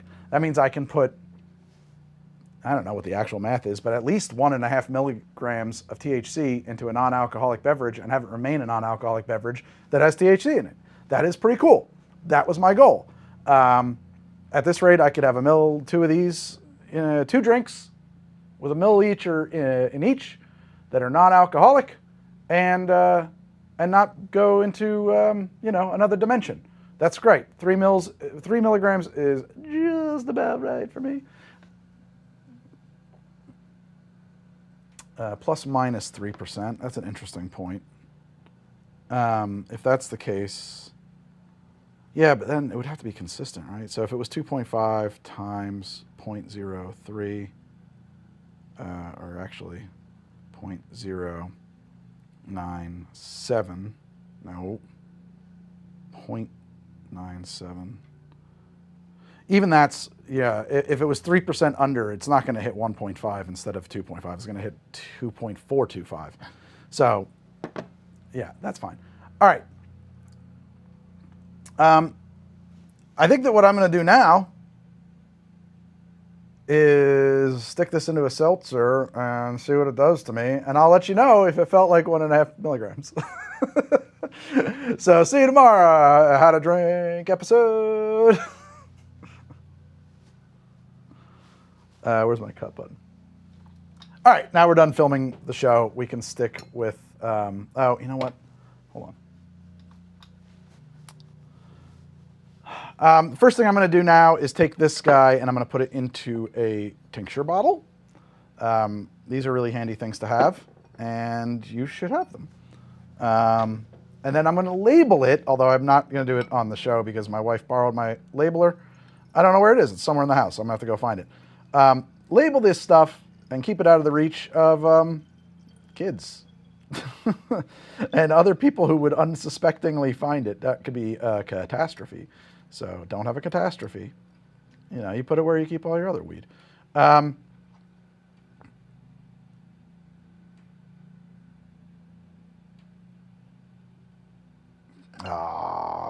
need a second bottle. In practice, I'm probably going to dump that. That's one.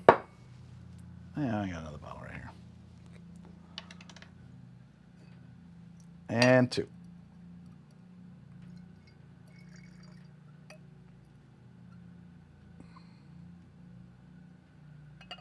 It smells like a combination of coffee and stinky weed. All right, so like I said, the only thing I can do now is sample that, check my math, and sample it, and come back to you tomorrow.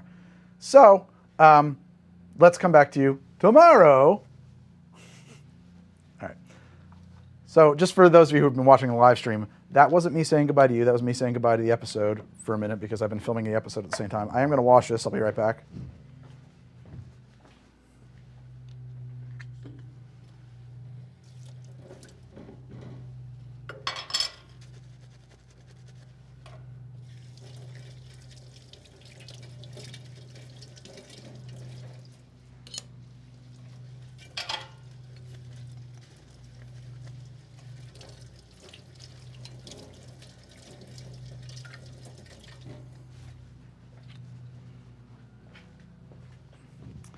So there are some interesting possibilities here. Either my math was off, and you guys can check my math. I think my math was pretty good. I thought my math was right, but if it's off, you guys tell me. You're probably smarter than I am. I'm not done, Obrick. And then, although I don't know how much later I am going to go. Is it 5 o'clock? It's 5. And then the next question I have is, well, man, if those labels are that far out of whack, that's scary. Because that's,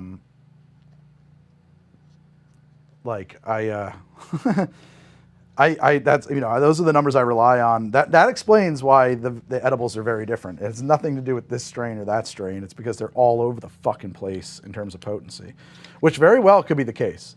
That sucks if that's the case. I was under the impression that all this stuff was going in for, you know, gas chromatography or whatever before it ships to your dispensary, but maybe they just like check like once for a huge range of products and assume that like that's, you know, going to be accurate across it.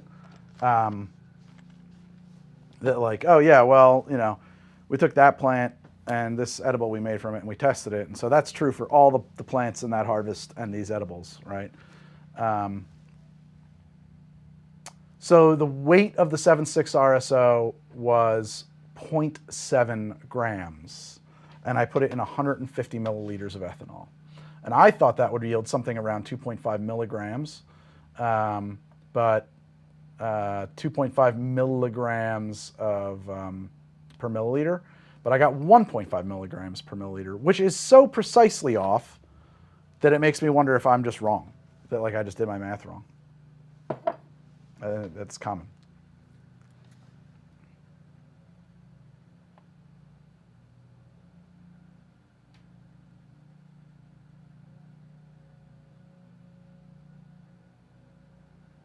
I can't test the pure concentrate. First off, the machine would just break. It only goes up to 15 grams per milliliter. 15 milligrams per milliliter. It would just say over. So you can't do that. And it's too goopy. I don't even think you could put it into the sample thing.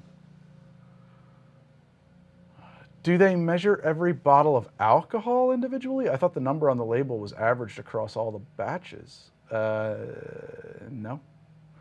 Yeah, THC does affect the taste. And that's actually, I talked about that in the episode part, not in the live stream, but like I set it up as, I didn't want to work with flavored stuff because I didn't want to affect the flavor, you know, with artificial strawberry or something.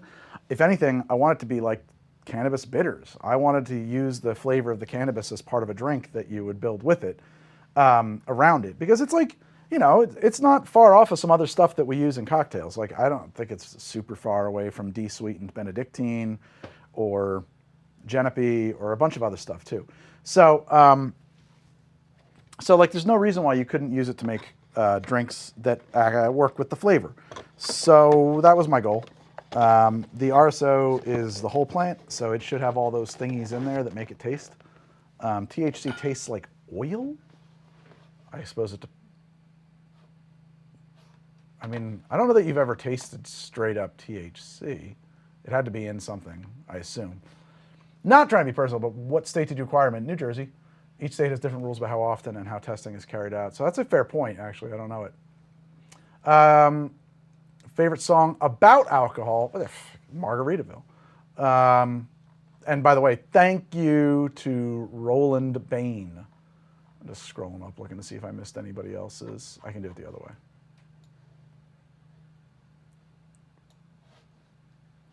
way. Gin drinks would be good for cannabis. Yeah. Yeah, I think something like a Negroni or like a phony Negroni. That's why I brought, because I was planning on doing that, but I'm holding off for a second. But that's why I brought the little bottle of San Bitter up here to put it into a phony Negroni. I've gotten water-soluble THC before better than that. How? Stephen James, you're saying things that scientifically I just can't understand. How did you get water-soluble thing out of the thing that's not water-soluble?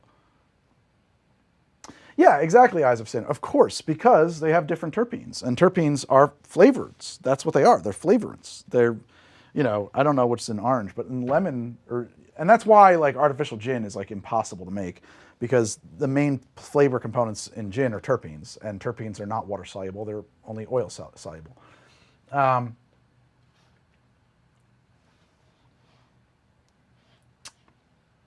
Nope, we don't even need that. Zip it out. I just want to make sure I didn't miss anything. Oh no, I didn't miss anything. Good, or at least that says I didn't miss anything. I don't know. I bought it from the weed store. Yeah, I mean, like that's what. But Steve, that's the thing that drives me insane is that when you look at these products, like tincture and oil and whatever, like they're labeled so the terminology they use doesn't make any sense. Like if you ever seen anything that says, "Oh, it's solventless," that doesn't make any fucking sense. Because if it's not a plant, it's dissolved in something. It cannot be solventless. That's insane. Because in at room temperature at natural state, THC is a crystal. So it's got to be dissolved in something. I think what they mean is like, well, it would not the scary solvents, not butane. That doesn't make any fucking sense. Like, but it's not solventless. It could be in MCT oil. It could be in ethanol. It could be in, okay, that makes sense, Obrick. It could be emulsified. What's your emulsifier though? Is it like, it's gotta be, you gotta have some kind of an emulsifier in there. Propylene glycol, or what's that other one I'm thinking of? Polysorbate 40? It could be polysorbate 40 or something like that. Water is the perfect solvent. For things that dissolve in water, great many things are not water soluble.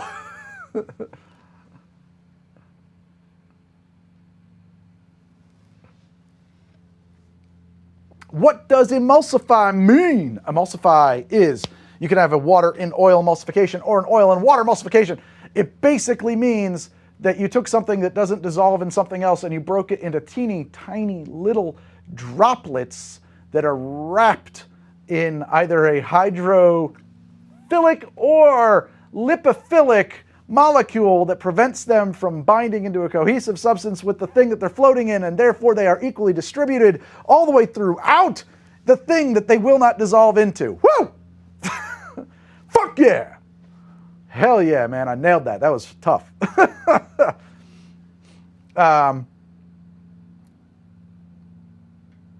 Solventless is heated plates, Greg. We call it rosin. What do you mean heated plates? I'm just trying to understand. Mayonnaise is a great example of an emulsification. Yes. Loving the intonation and correctness. Molecules are both hydrophilic and lipophilic. No! They can be, but you need to know what you're emulsifying. You need either hydrophilic or lipophilic, depending on if you're doing a water in oil emulsification or an oil in water emulsification, and I forget which you need for what, but I do remember there's a lipophilic, hydrophilic scale.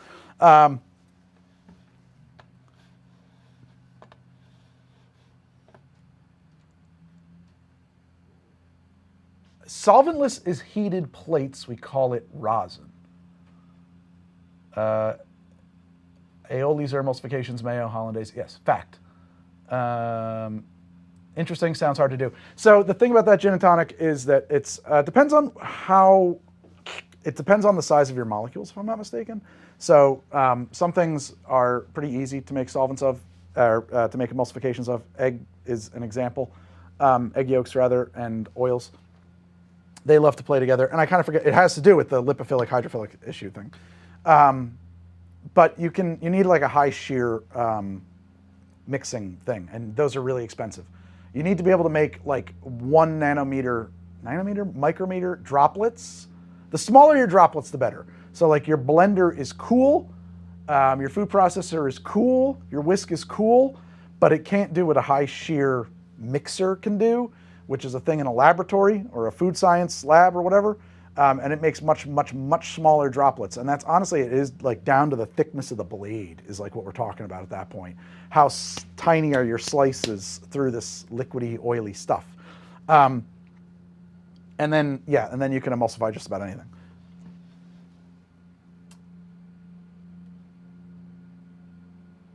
Um, 3 ounces of Fresca, 2 ounces of vodka, half an ounce of grenadine, knock off Smirnoff Ice. Adjust grenadine for sweetness preferences. I don't have that stuff on hand, but that's pretty cool. I don't have any Fresca. That sounds nice. I'm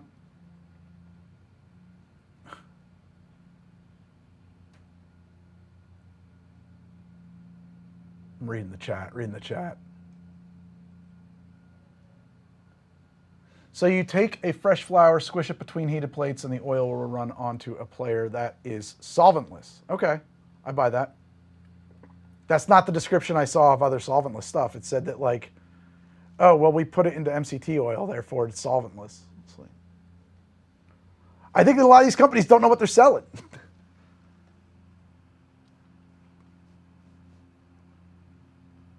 Okay, I got you. 2-ton press, nice.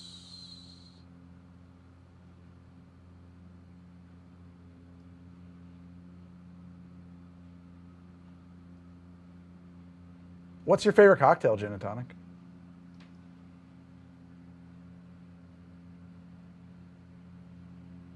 Greg, what's good? Well, man, thank you, D. Flores. That's very generous of you. What's good is the HTD app, which you can get at htdapp.com. If you're using the show as your own personal cocktail guide, you like the way I did that transition there? I feel like Baby Billy here. Why? Because I care so much. That's why.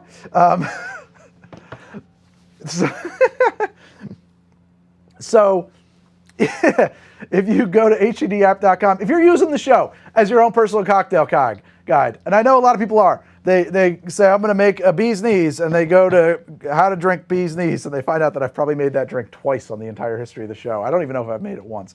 I should rectify that. And they go to YouTube, and it's a pain in the ass because you got friends over, stuff like that. Well, not anymore, my friends. Now, as I push my pip in and correct source. Oh, that's the wrong thingy. Doop, doop, doop, doop.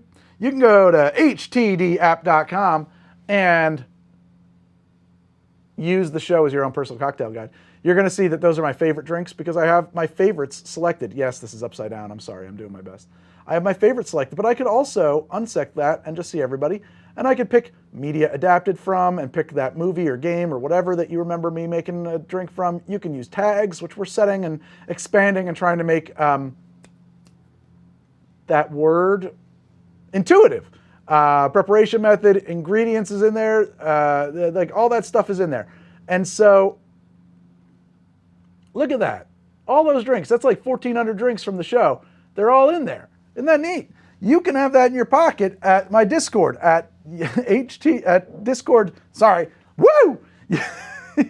You can have that in your pocket if you go to htdapp.com. But it's not all, my friends. You're also going to get access to my private Discord server where I'm actually in right now, chatting it up with the Discord members.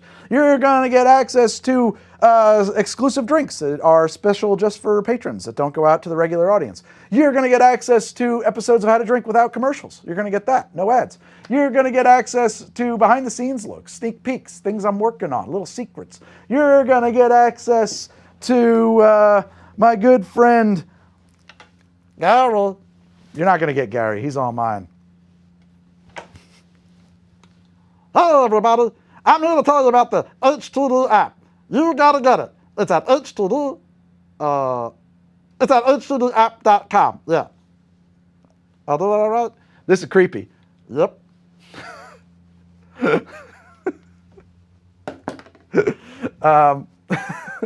going to get all of those things and more. So why don't you go to htdapp.com? It'll redirect you to my Patreon. If you love the show, if you want me to keep making this show, if you want me to make this show without having to worry about what the fuck works on YouTube and what doesn't, check out my Patreon. I am sure there's something over there that you're going to enjoy. And if not, that's fine, you know. But if you have the means and you want me to keep making this show and you don't want me to worry about what's going to get the clicks and you want me to just make the stuff that you want to see, I have to depend on Patreon. There's no other way to do it. And YouTube revenue isn't what it used to be. So Patreon is the whole shebang. Muppet episode? No, but I am thinking about doing like Muppet content on other stuff. I only can assume that Greg has been sampling the THC. No way, man. I'm doing Muppets. I'm doing it. I'm getting into Muppets. I'm leaving the show and I'm going to work for... Damn it! They're shutting it down. There's not going to be any more Sesame Street. Fuck! The National Endowment for the Arts is gone. We're killing PBS. All right. htdapp.com.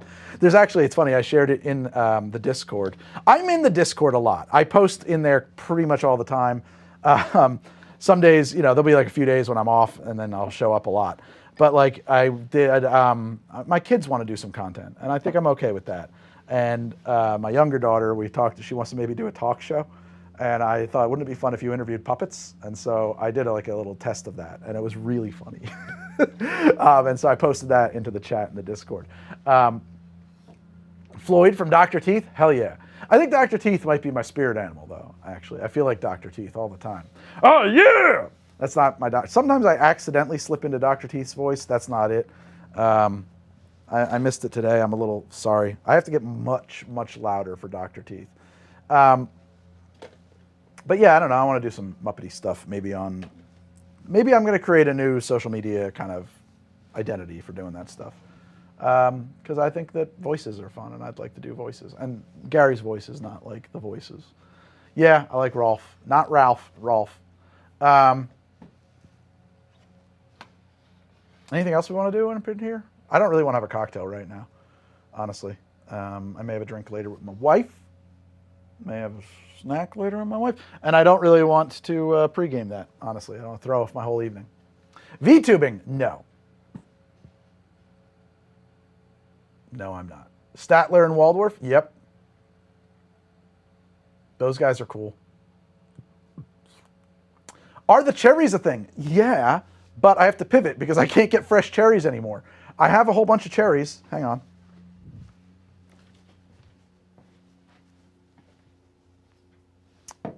I'm coming back. I just had to get these 3 jars. And I can't move one of them because it's in a... Well, maybe I can try to move it. All right, let's do it. Let's bring them over. Let's bring them over! We'll talk cherries.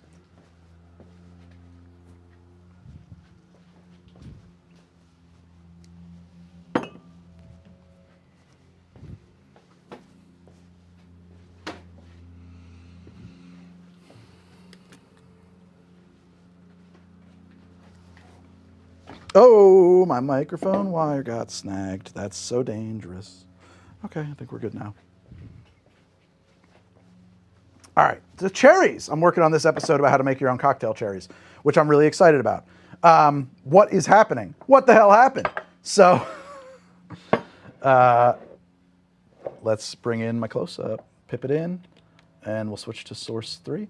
All right, so I did 4 batches. This is a batch as described by an idea Darcy O'Neill had based on descriptions in this patent that we found from he found from 1983. It's expired, I can use it. This is just brandy and now sugar has been added to it. And this was a batch, this is the second of this batch. I started a batch that was really low sugar content. My idea was just a simple syrup that would be low enough in sugar content to cause the cherries to sink. And they started aggressively fermenting. I had to transfer them to another jar because they weren't on an airlock. They actually exploded. It was a mess. And then, or no, they didn't explode. One of these guys exploded actually because they all started fermenting except for the one with the alcohol in it. And then I think I killed the fermentation in that process, so I started a new batch. These are still fermenting like weeks on. Absolutely still fermenting. And I don't know how long it's gonna ferment. I don't know if it's, yeah, it is. This is actually a vacuum filtration flask. Someone's asking about that water lock. And I was looking around the lab thinking like, oh, that'll work. We'll just do this. And so now I've got a bleeder on there. So that works, right? It was really active for a few days, and it has slowed way, way down. But I'm going to let it go. I'm going to let it go all the way to completion and see what we get. According to Bricks, we should be able to hit about 10% ABV. Now, what threw me off was that these other batches started fermenting as well. And I couldn't believe that because they were pretty acidic. They were high in sugar, which, you know, usually, even like if your simple syrup doesn't,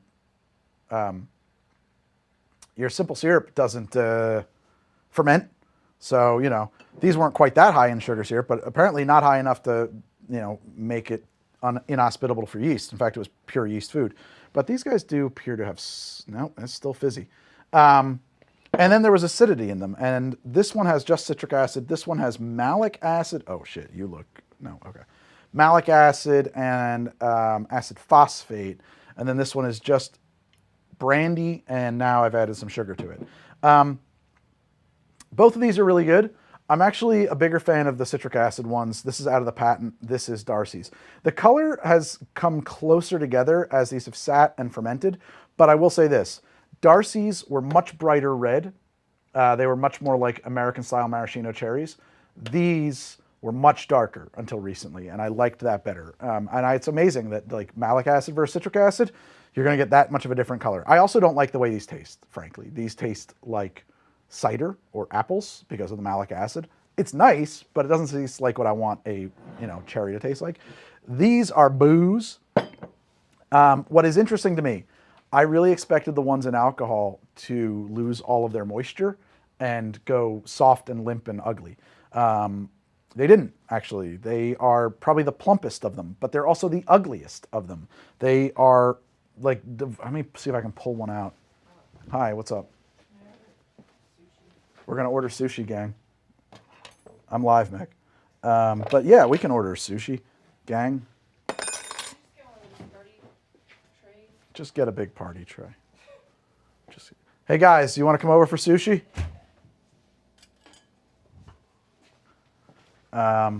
Just give me a second. I got to clean this spoon out. All right. We're getting sushi. All right. You like the miso? I can't, the salt, too much salt. All right, so I shouldn't be eating these because I only have so many left. This one, oh, and you don't add sugar right away. If you add sugar right away, it will do that. It'll suck the moisture out and ruin them. And the purpose of the Darcy method and the purpose of the patent method is to keep the texture of the cherry good and to make them nice, have firm skins the way the alcohol ones do. These are pretty good. There's a fixative, basically, is what you do, is you prepare a sugar syrup that has a right balance of acids in it, and there's some math involved, and that fixes the skins of these guys and makes them nice and firm, and they stay that way. And yeah, these, even though these have been kind of fermented, they're actually quite pleasant. I mean, I can't get it out of the damn jar. But I can just feel it on my spoon here. There we go. Like, that's nice. It's a little bit soft, but it's not destroyed. I don't think there'll ever be maraschino cherries. I think that the Marasca cherry has a different density and everything. I don't think you can actually replicate that. This has got to be Darcy's, right? That's the patent. It has taken on a very malic-y, apple-y kind of flavor. It tastes like cider. And I think that that's because of the fermentation that's happening. And then these guys also, I will say Darcy's, really good texture. And what's interesting to me too is I think these have reversed. They did start to soften, and now that they've been sitting in here for long enough, they've started to firm up again. That's much more cidery, and there's some funky notes in there. So I'm an idiot, and I didn't wash my cherries, and so they all fermented. Genius. I have some sodium benzoate that I think I can just throw in there and kill the fermentation, but like the damage is done. They taste like they've fermented. Cherry seeds are poisonous in large quantities. And yes, I pit my cherries, Stephen. Stephen, man, you like those all capital attacks. So I wanted to do another batch, and be like, hey guys, I'm shooting this episode. It's in progress. All right, so all my cherries are fermenting. I had to step back and start over. So I got some fresh cherries. Well, I went to the grocery store. There's no more fucking fresh cherries because cherries are out of season. What am I going to do? I don't got any more cherries. They're gone. There's no more. I'm going to try frozen cherries. Get my hands in that water. I don't think frozen cherries are going to work very good, except I had this thought. If the fixative works as it's supposed to, if it actually increases the firmness of the skin and injects plumpness back into them, then I don't think the frozen cherries will be a problem, and that'll be great. Anytime I hear of something with benzoate in it, I don't know why. Sodium benzoate is a preservative. It's used in lots of stuff. You just have to use it safely. Not dehydrated, but frozen, yeah. I don't know about dehydrated. I think that'd be weird. Anyway, let me make sure I'm not missing something in chat. Oh, I haven't missed anything there. God, is there anything from sushi that I actually want that she's not going to consider ordering? I should watch on DoorDash. Did she already put it through? She might have already put it through. I can add to it. I kind of want some dumplings and a tiki drink.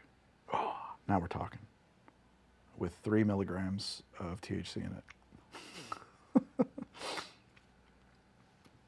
You guys want to just hang out with me while I order some sushi?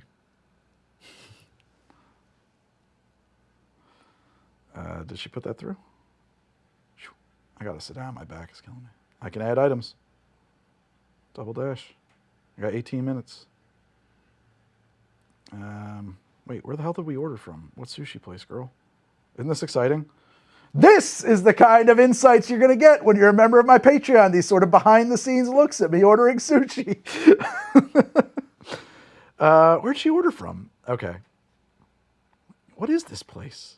How do I tell? I can't figure anything out anymore. Oh, okay. Okay, from that place. Fine. Add items. Can I add from where I ordered from? Order details. Edamame, crab, raccoons. Why do you get the raccoons? Maybe she thinks the kids will eat the raccoons. You know how to feed children? How do you feed them? They don't want to eat anything. Add items. Nice. This place, oh, they do a pretty good general cho. All right, we're going to get those. Fuck yeah. I don't want the wonton soup. Do I want general cho?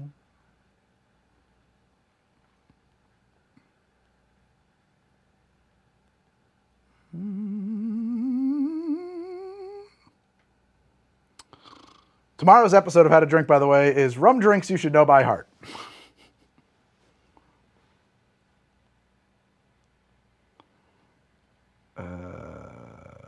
Come on, man.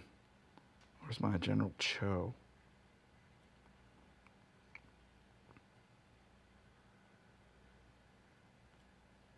Nah, I don't need that, but I'll add those dumplings. I want those. Okay. The stream's not working for you? Seems like it's working. He's being picky. How does he pick a drink? It takes me a while. I don't drink that much, so, each drink is carefully considered.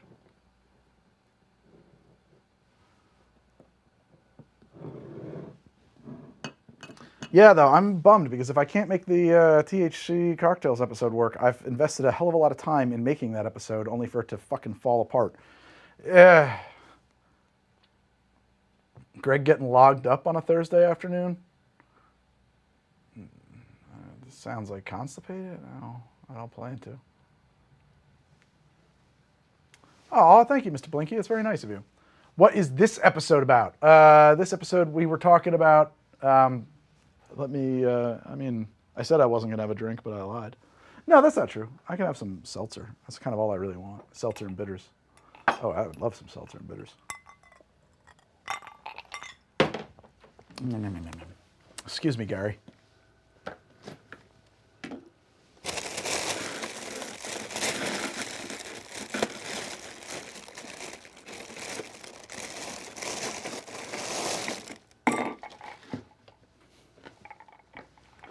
Yeah, right now I've got 2 puppets. I've got Gary, and I've got Morton.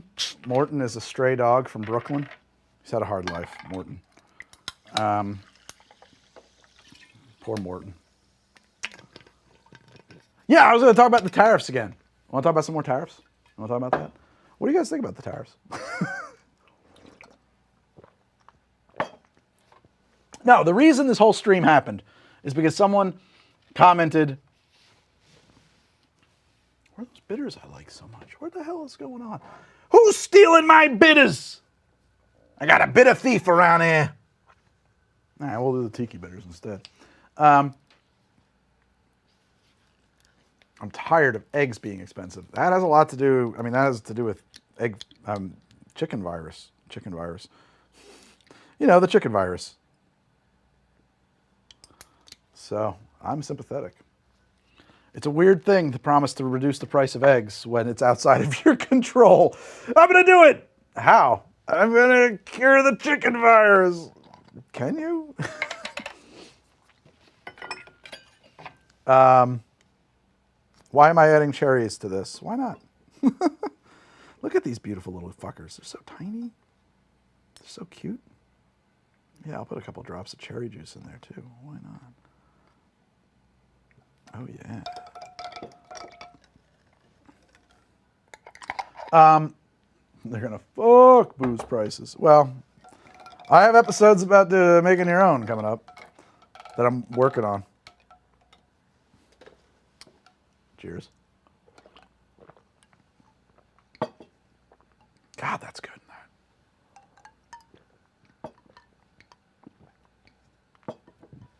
I heard that potassium that it's bad for TTRPGs. Yeah. Anyway, where I'm checking in here, eggs being raised. I've had to raise half of mine to raise chickens. Yeah. Neo Kit. What in front of the Neo Kitch case? Oh, you're right. It is. Damn it. There they are. Who? You guys got eyes. You could see that better than I could. Bread flu. Never in my life have I had to check the de minimis before. Yeah. I work for a Canadian company and bringing material from China to Canada to the U.S. Not a tariff fan. Not a fan of wannabe fascists. You said it, not me. I have to walk on the edge of a knife. What simple syrup ratio do you use, Greg, as he pivots hard? I use 2 to 1 because it is shelf stable and it never goes bad on me, except for in very rare occasions, and it's predictable and I know how to use it. For a minute there, excuse me, I'm stuck in my mouth. Excuse me. For a minute there, I was playing around with a 3 to 2 because I was replicating some of Darcy O'Neill's recipes and stuff, and he recommends a 3 to 2, but my 3 to 2 simple syrup grew mold, so I'm back to 2 to 1.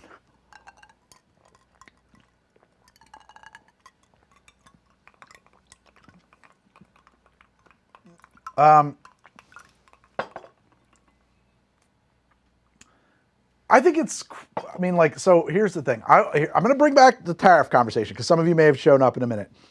I saw a comment on a short where a guy was talking about, the tariffs are great. It's going to make these countries pay money to America, and it's going to be good for us, and et cetera, et cetera, et cetera. And anyway, and it was, somebody, let me back it up. Let me tell you about the comments I got.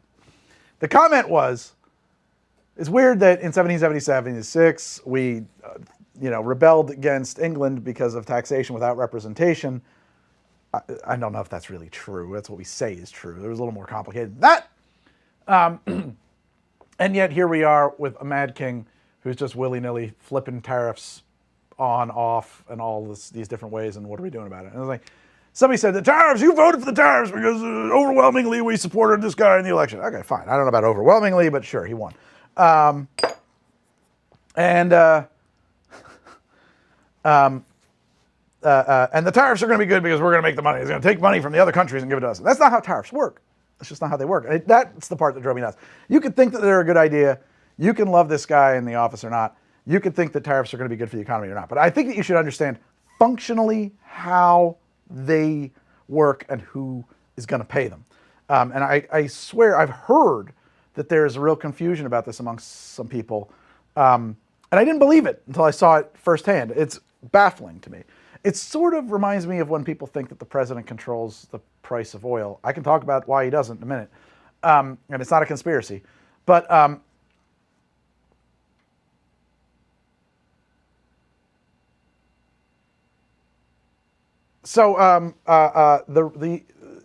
an importer. Let's say I import widgets from Tariffstan, and Tariffstan now has a tariff on it of 20% on all imports into the U.S. So what happens is when I call up Tariffstan and say, send me a crate of widgets, they say, no problem. They send them, and then they go to customs. And customs is waiting for someone to come pay the tariffs. They're not going to release it into the U.S. I can't take it until the tariffs are paid. Well, I show up, I'm the importer, I'm the American citizen with a business here, and I pay that tariff to the government. Hi, I'm the importer. I would like my stuff. Tariff, please. Okay, here it is to the Treasury.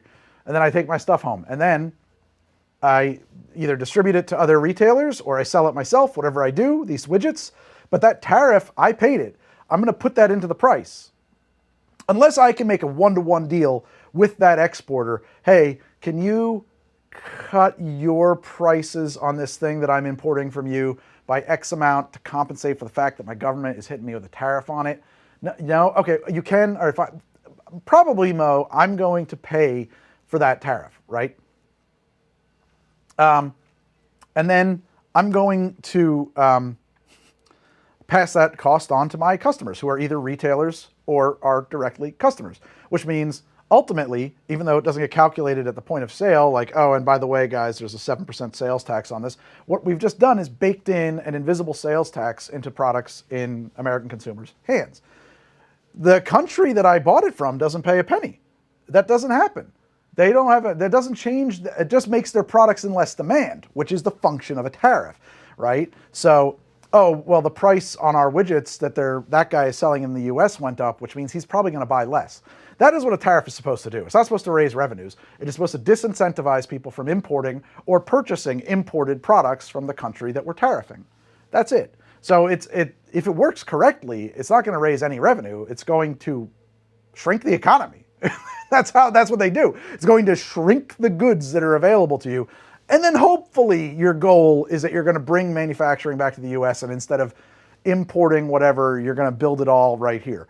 That will not happen. It will not.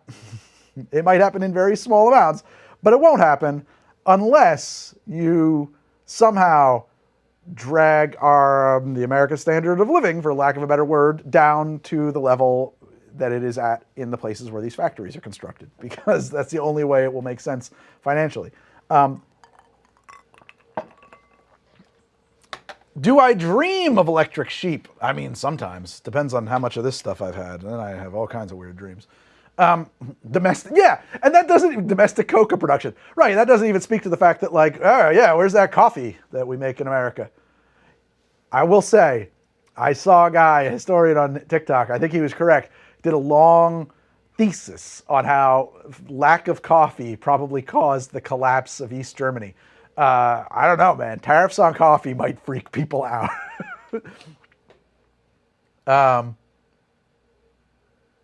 Greg is not beating the Android stuff. Yeah. Just scrolling up a little bit. I've heard 2-to-1 being called sugar syrup and 1-to-1 being called simple. Is there a basis for this? No. I mean, of course, you have to meet people where they're at and use the language that they're using.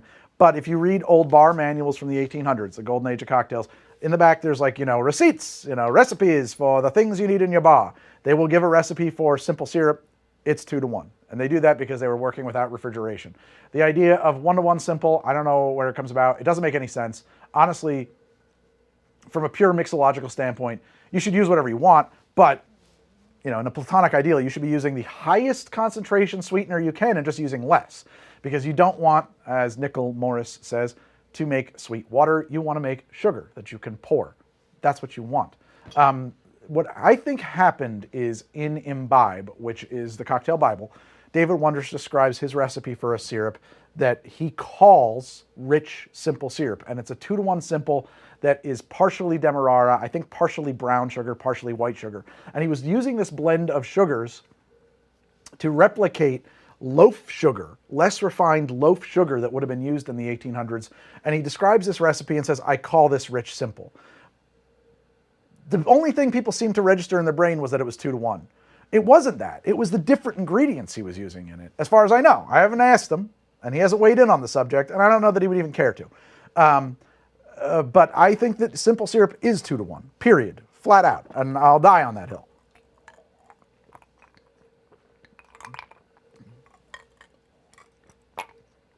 Yeah. Yeah, tariffs are probably a really bad idea.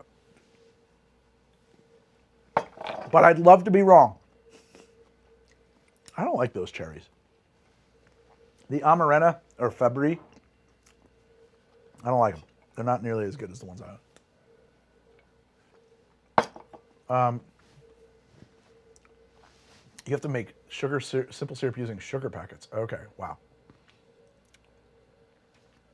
Let's talk about the price of gas and why the president doesn't control it. Because we don't own gas. We don't own it. That was crazy. There was something like, we made an exception on the tariffs. If they buy our gas, then we're going to, like, whatever it was. We said that I forget what it was what country. They're going to buy more gas from the U.S. Therefore, we're going to reduce our tariffs on them. The United States does not sell gasoline. Private companies based in the U.S. sell gasoline. The United States leases mineral rights to those companies. We do not have a national oil industry. All of the fuel, petroleum products that you purchase in America, at the very least, are based on the global market, on the market rate, okay? The U.S. does have a large stock of oil and gas and can release some at home sometimes. Here's the thing. If we make more gas, if we make more fuel available on the market, okay, and we have, I don't think, any mechanism to make it available only to the U.S. market. You have to distribute it to Exxon, who sells gas anywhere, right? It just enters into the fungible global market of oil and gas, okay? That increases the supply globally, which reduces the price globally, okay? But it's a drop in the bucket globally when we do that.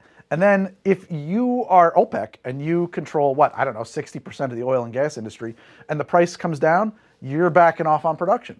We want to keep that price. We want it to stay at $82 a barrel, period. It's like, I forget what the range is, but it's like $82 to $87 a barrel. So they constantly adjust production up and down to maintain that price, which is the price. It's a market price. That's how this fucking shit works. I don't know what that is, Ben, but I'm very close to banning you. And so you don't have that option. Now, if you want to control the price of oil in the United States, gasoline, you have to nationalize it. That's what Saudi Arabia does. They don't have private industry selling gas in Saudi Arabia. They have the Saudi oil company, period. And in Saudi Arabia, you pay very, very little for your fuel because it's subsidized by the fact that you own it. The country owns it. And then when they export it at market rate. Yes and no. The current export system is largely due to a law passed during the Obama that gave oil companies more freedom to export U.S. gas. I would love to know more about that. But, I mean, Exxon does business everywhere. They don't export it. If they have gas, Exxon gas, and they sell it Exxon gas in the U.S. and they sell it Exxon gas overseas or whatever, like, it's not export. That's my gas. Like, you know what I'm saying? Saudi Aramco, yeah, exactly.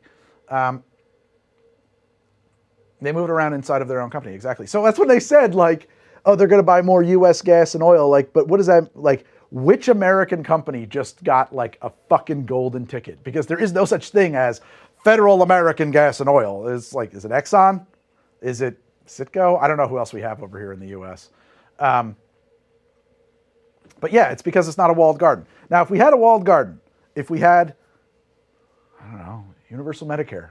If we had like universal Medicare for gasoline, hey, there's a public option. There's a United States gas company in competition with all the other gas companies selling gas in the United States, and it sells at a fixed price that is beating the market hands down. You would force the competitors' prices down in the U.S., but you don't do that.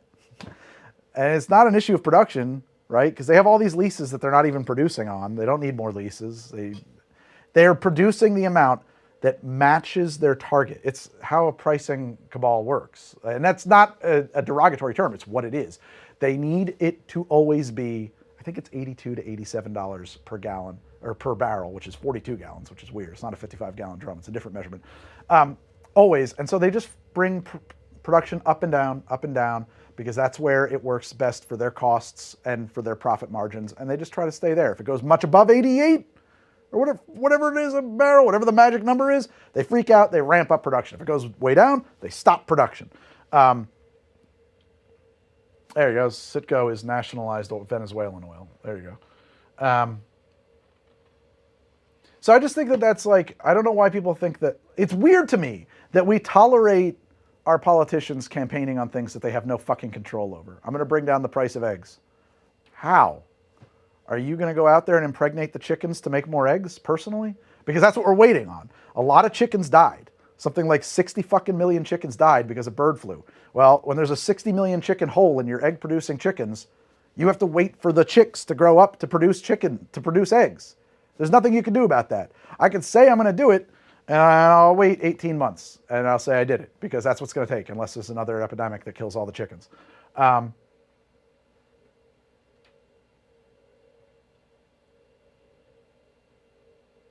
You know what? Chicken butt.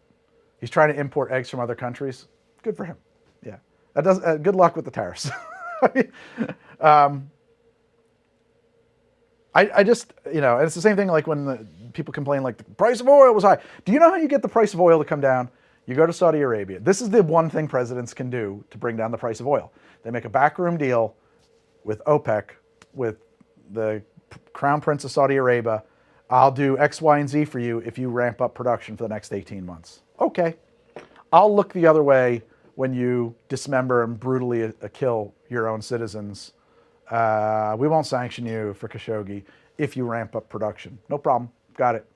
That's the only thing you can do. Hey, I'm going to cede territorial control on this if you ramp up production. Hey, we will reduce our tariffs on X, Y, and Z if you ramp up production. Something like that.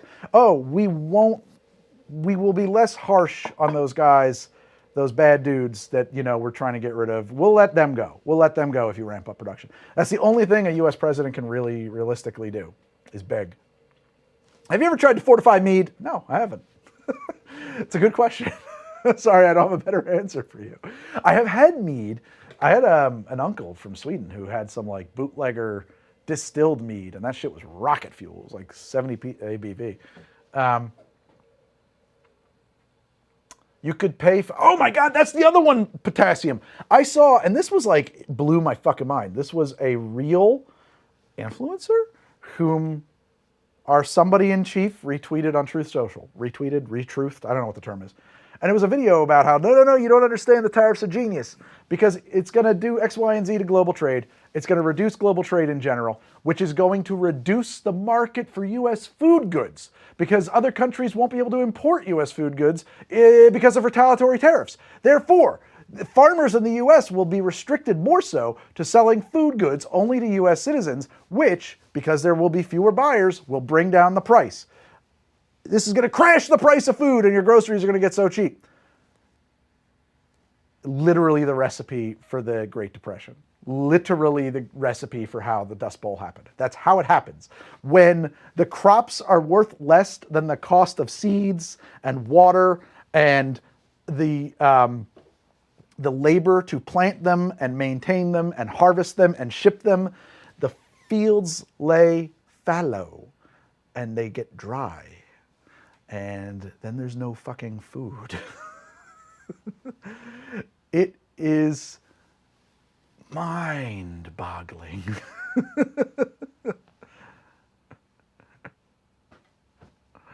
That's a bad situation. You just don't want that situation. There you go. Yeah, not good. Farms are subsidized, yeah. And actually, I mean, that was like a big part of the plight of the Granger, which is going way back to like middle school for me, and I don't even remember when that exactly happened, but that was like a big thing. They were like, hey man, we got to be able to make a living.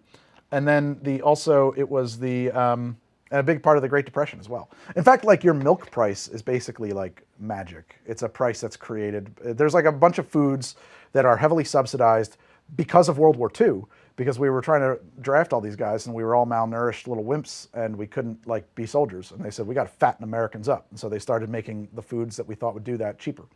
We did that on purpose. Hey, you know those tariffs that are supposedly on dairy products in Canada? They aren't. They kick. I don't know why the news isn't talking about this more. They kick in. It's like 250%. It's true, but they kick in after we export to them some crazy high threshold. Like, hey guys, hey, if you ever send up like 4 bajillion tons of dairy, we're gonna have to tariff that, but we don't ever send it. That's tariffs working. It prevents us from flooding their market, but we still have access to that market. So yeah, but we've never once hit that threshold, Dream Machine. Never once. Crazy. You just get to lie. You just get to say things that aren't true.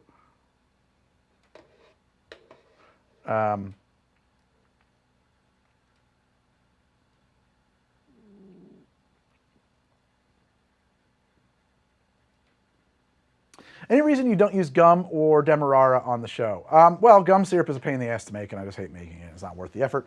And I don't use Demerara because it shouldn't grow mold, but I think there are some impurities in my Demerara sugar that was causing my Demerara syrup to not last as long. It was crystallizing really fast, and it was kind of growing mold occasionally. And I just said, fuck it. I don't want to do it anymore.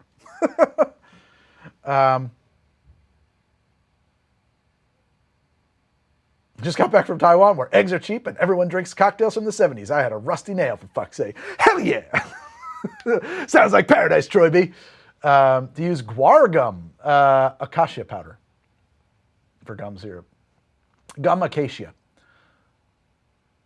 It takes forever to hydrate. Yeah, exactly. It's just like, who's got time for that?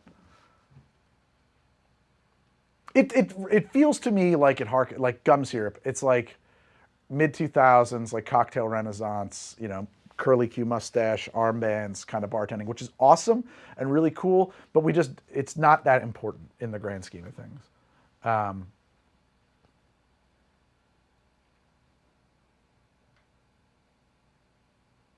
Part of it is keeping farmers from flooding the market. Part of it is enforcing. Yeah, that's another thing too. The whole like, let's pay people not to farm stuff. That's because if I'm a big factory producer, I could run my farms at a loss for a couple of years and just like flood the market with cheap ass shit and put everybody else out of business and buy their farmland up for nothing. I have that power, right? Because I have a kind of like a monopoly. I can control pricing.